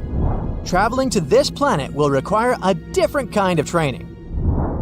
Is there a region of Earth that closely resembles Mars? The Apollo mission's astronauts trained in Nevada. This is where Neil Armstrong and his fellow astronauts got a sense of what the surface of the moon would feel like. But Mars is different from the moon. It has gravity and an atmosphere. In this aspect, it resembles our own planet. Just one country, to be more precise: Iceland. NASA used this island in the far north of Europe as a testing ground for its 2020 Mars mission. And no, the mission didn't involve humans landing on the Red Planet. Just a small rover looking for signs of life. But the high-tech robot still needs some practice. Let's do a little test of our own. Compare the landscapes on Mars and Iceland. Are you struggling to spot the difference? Good. That means that scientists have picked the ideal training grounds for the upcoming Mars mission. An area entirely barren and devoid of life. That's how one researcher involved in the mission described Iceland. And this description perfectly matches the conditions future astronauts will encounter on Mars. But what's so special about Iceland? There are valleys that were created by volcanic eruptions. The island is still young in geological terms. Simply put, it's still forming. Lava flows, water, volcanoes, raging winds. Iceland has it all. The country's slogan is the land of fire and ice. The island's population is just above 350,000. For comparison, the city of Cleveland in Ohio has more residents than the entire country of Iceland. But the size doesn't always matter. Remember Euro 2016? When England lost to Iceland 2-1, their players became stars overnight, but Icelanders are closer to the stars than you think. The country has a space agency. Yeah, you heard it correctly. Now, this agency actually consists of 2 people who are trying to promote Iceland as a terrestrial analog to Mars. In short, this means that Iceland looks a lot like the Red Planet. The local duo wants to get space scientists to choose Iceland as a training ground for future astronauts. Their biggest argument is that it's cheaper. Sending people and equipment into space is expensive. Duh! According to Elon Musk, SpaceX launches cost around $2 million. That's way less than a typical NASA launch. A large portion of space research takes place back on Earth. Antarctica is ideal for studying cold and desolate places in outer space. Hawaii is perfect for exploring lava tubes and the composition of rocks. Just imagine the logistics behind going to both of these regions at the same time. This is where Iceland comes into play. It has diverse habitats that are relatively close to each other. So what exactly will future Mars-bound astronauts do in Iceland? To answer this question, let's travel back in time. Nevada wasn't the only place NASA's astronauts visited more than half a century ago. They prepared for walking on the surface of the moon in Iceland too. Their primary objective was collecting rock samples. These can mainly be found near volcanoes and lava fields, and Iceland has plenty of those. Around 60% of the local landscape is rocky and rugged. This makes the island the size of Kentucky feel like another planet. Add that to the fact that 80% of Iceland is uninhabited, and you get the perfect playground for astronauts. And there's another similarity with Mars. In summer, it can seem as if the sun never sets in Iceland. Locals go shopping at 3 a.m. In June, for example, the night can last only 2 hours. Sounds like a perfect open-air party destination. Well, not really. Who would want to party at a freezing temperature of 42 degrees Fahrenheit? That's the average low air temperature in June. Future astronauts spent weeks in Iceland, trying to adjust to these strange conditions. This helps them prepare for the long days on Mars. This is not a figure of speech, since days on the red planet are longer than the ones on Earth by 40 minutes. That's not much, considering the length of days on other planets. On Jupiter, a day is over in just under 10 hours, while a day on Venus equals 243 Earth days. But let's first land on Mars and then think of other planets, shall we? Have you been doing some math in your head? If one day on Mars is 40 minutes longer than on Earth, then how long is a Martian year? Nope, I'm willing to bet your calculations aren't correct. You forgot to factor in an important detail. The planet is farther from the Sun than Earth. This means that a year on Mars lasts 687 days, nearly twice as long as a year on Earth. Sorry, future astronauts, you'll get a birthday cake once every 2 years. There's another minus to the red planet, literally. The planet's average temperature is minus 76 degrees Fahrenheit. Makes Iceland's climate feel like the tropics, huh? Despite these extreme weather conditions, scientists believe that water once flowed on Mars. And where there's water, there's life. That's why NASA scientists lowered the tiny rover in the middle of a crater that they suspected was once a lake. This is where it stands the greatest chance of finding evidence of life. What about life forms on Mars? Looks like it's not science fiction. The planet has polar caps like Earth, and that's not all. Scientists believe they've even detected snowfall on Mars. Its atmosphere is 100 times thinner than that of our planet. It isn't a breath of fresh air, but it isn't extremely inhospitable like other planets. On Venus, it rains acid, and the temperature is high enough to melt lead. And on Jupiter, there are gigantic storms that rage on for centuries. Makes you fall in love with the blue planet all over again. Even Iceland sounds fun at this point. You might even want to learn Icelandic. If you're successful, then you can even read Old Norse, the language of the Vikings. And you'll know 100 words for wind.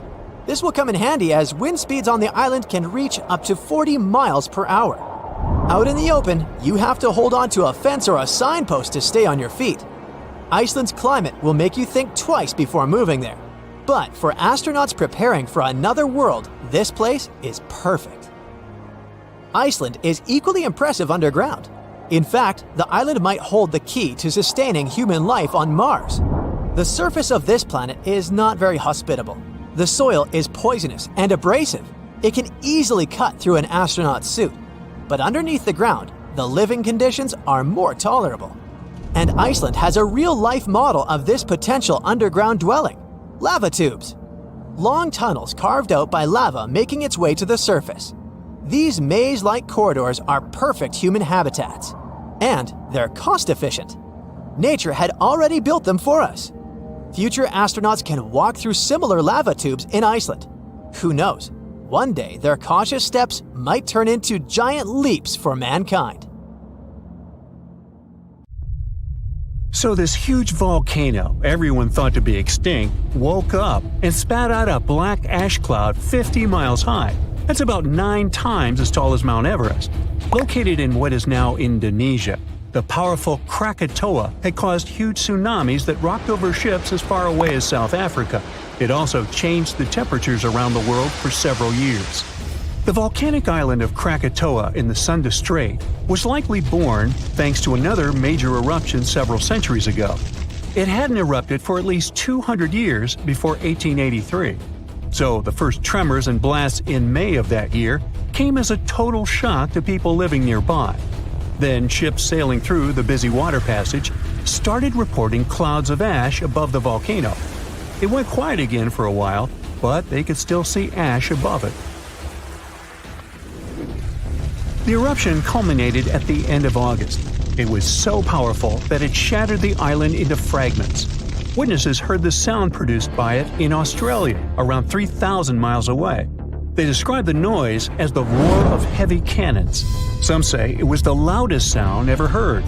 During the next 5 days, the pressure wave from the eruption traveled around the globe 3.5 times and was seen on barographs on different continents. Hot avalanches of ash spread down the volcano as far as 25 miles away at crazy speeds. They ruined the surrounding islands and took 36,000 lives. Tens of thousands more drowned in tsunamis that happened after the volcano had collapsed into the caldera. Over 100 coastal villages on Java and Sumatra were completely wiped out. All this made the waking up of Krakatoa one of the most devastating in the entire recorded history.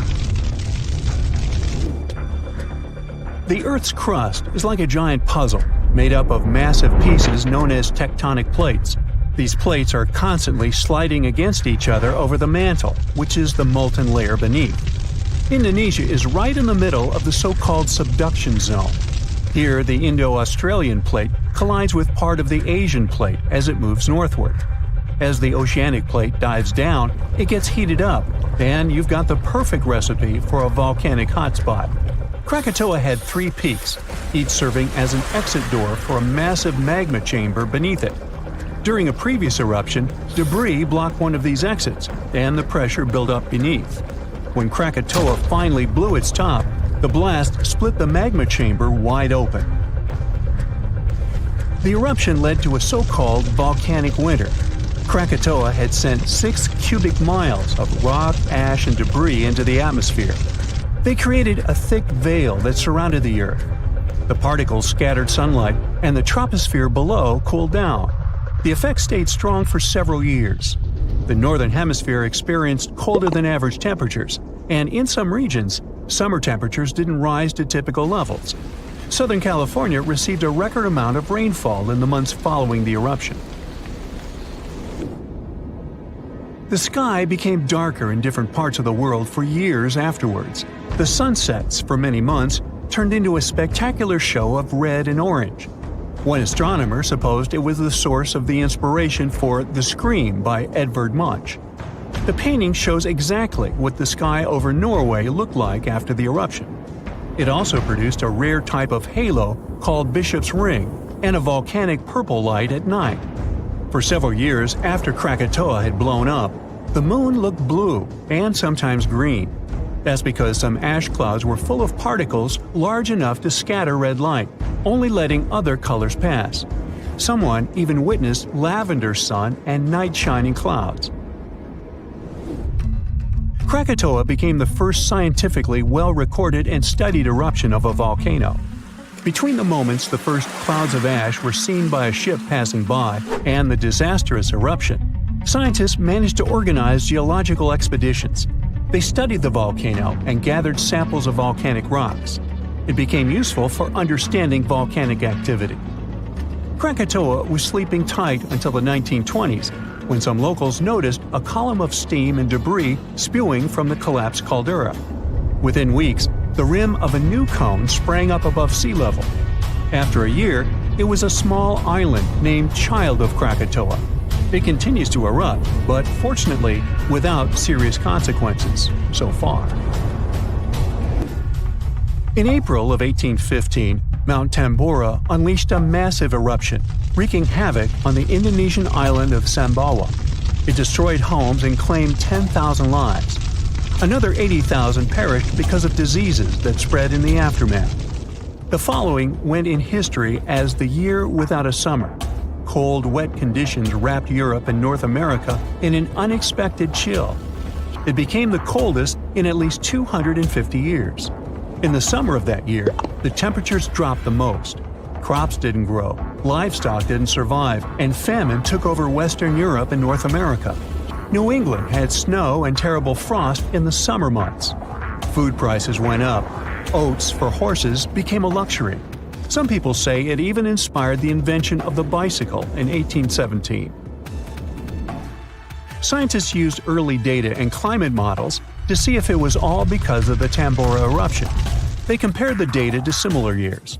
They showed that precipitation was around the same, but the temperatures were much warmer. When they introduced the volcano into the scenario, they got the exact data for the year without summer. They say that a powerful volcanic eruption like that one increases the likelihood of extreme cold by up to 100 times. The explosion of the Toba supervolcano on the island of Sumatra around 74,000 years ago became the Earth's largest volcanic eruption in 28 million years. Parts of Indonesia, India, and a slice of the Indian Ocean got a cozy blanket made up of 6 inches of volcanic debris. It spat out a volume of rock comparable to almost 3 million Empire State Buildings. The crater it had left behind is still seen from space.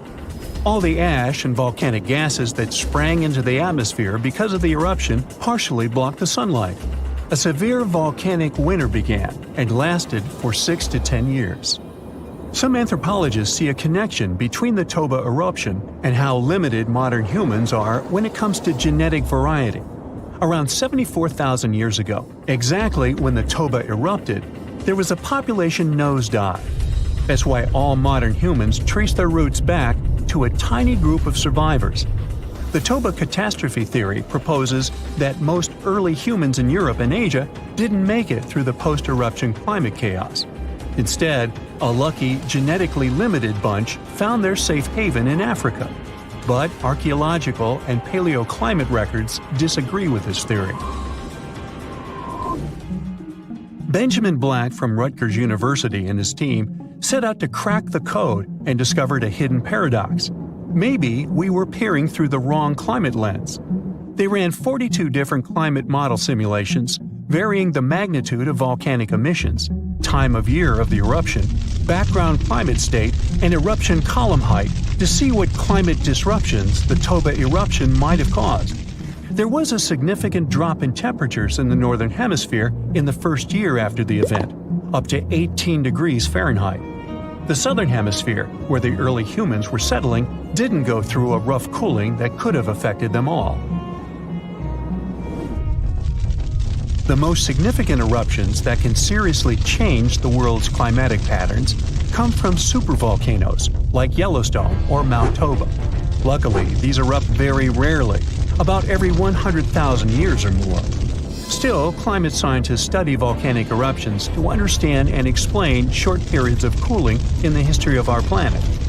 Every few decades or so, a volcanic eruption lets out a substantial number of particles and gases. Some of them will block enough sunlight to start a brief global cooling period. Nothing like the real volcanic winter, but still felt across the globe.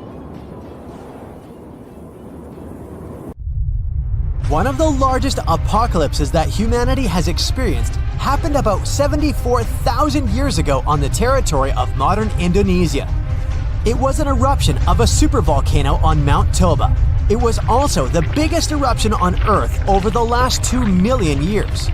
Even the tragedy of Pompeii, when the volcano Vesuvius destroyed the entire city, was not so large-scale. At the time of the Toba eruption, humanity was as close to extinction as ever. And the problem wasn't in the volcano itself, but in the consequences that came after. Some studies suggest that 3,000 to 10,000 people could survive the period after the eruption. During the disaster, Toba released millions of tons of volcanic ash and soot.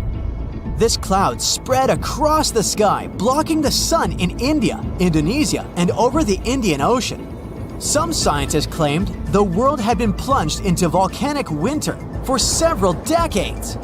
Take a look out the window in cloudy weather. Do you see how gray clouds cover the sky? But still, clouds let the sunlight pass through.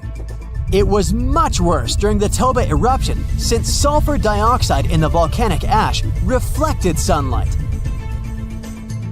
Dust and ashes didn't settle for a long time. Perhaps they flew all over the planet, destroying many living things.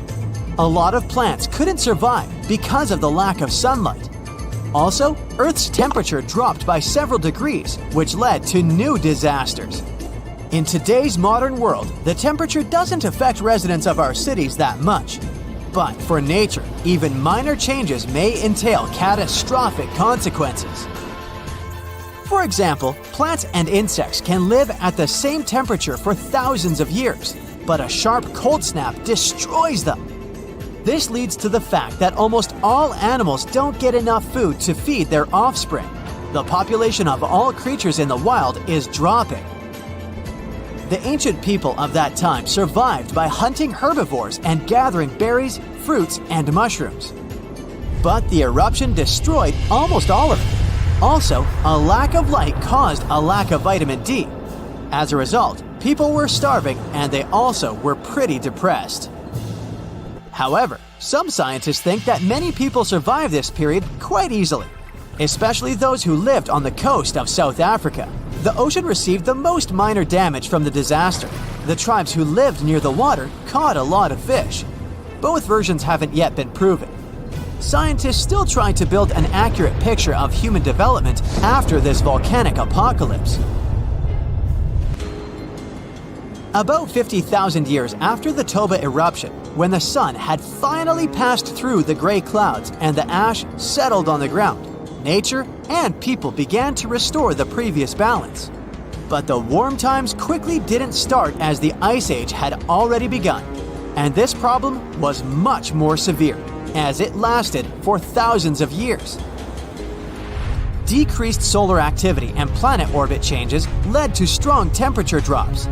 Eternal cold covered almost the entire globe, forcing all living beings to migrate and struggle for survival. Such powerful animals as mammoths and saber-toothed tigers couldn't survive the Ice Age. But Homo sapiens were able to adapt to their new weather conditions. People hid in caves, made fires, and improved their hunting skills. Therefore, in a sense, the Ice Age made humanity stronger. In the modern world, such weather can cause significant problems for the global economy and create financial crises worldwide. The last period similar to the Ice Age happened at the beginning of the 19th century. Mount Tambora in Indonesia exploded and released millions of tons of pumice, soot, and volcanic ash into the sky. People who lived on a volcanic island got the most severe damage in the first few minutes, but then the eruption's consequences began to reach the whole world. Volcanic ash again blocked sunlight and led to one of the coldest years in North America and Eurasia. This year, 1816, is better known in history as the year without summer. The ash cloud increased humidity and lowered the temperature in many areas. In the summer of 1816 in Central and Western Europe and North America, a humid climate and cold destroyed the harvest. Prices for goods rose and poor people lost access to food. Logistics and transport also suffered. People used horses to move around at that time, and since oats became expensive, many couldn't afford to keep these animals. Many believe these circumstances inspired the inventor Carl Dreis to create the world's first bicycle. Also, there's a theory that the Tambora eruption helped invent Frankenstein. Several writers, including Byron and Shelley, gathered in a villa in Switzerland where they began to write fantastic novels.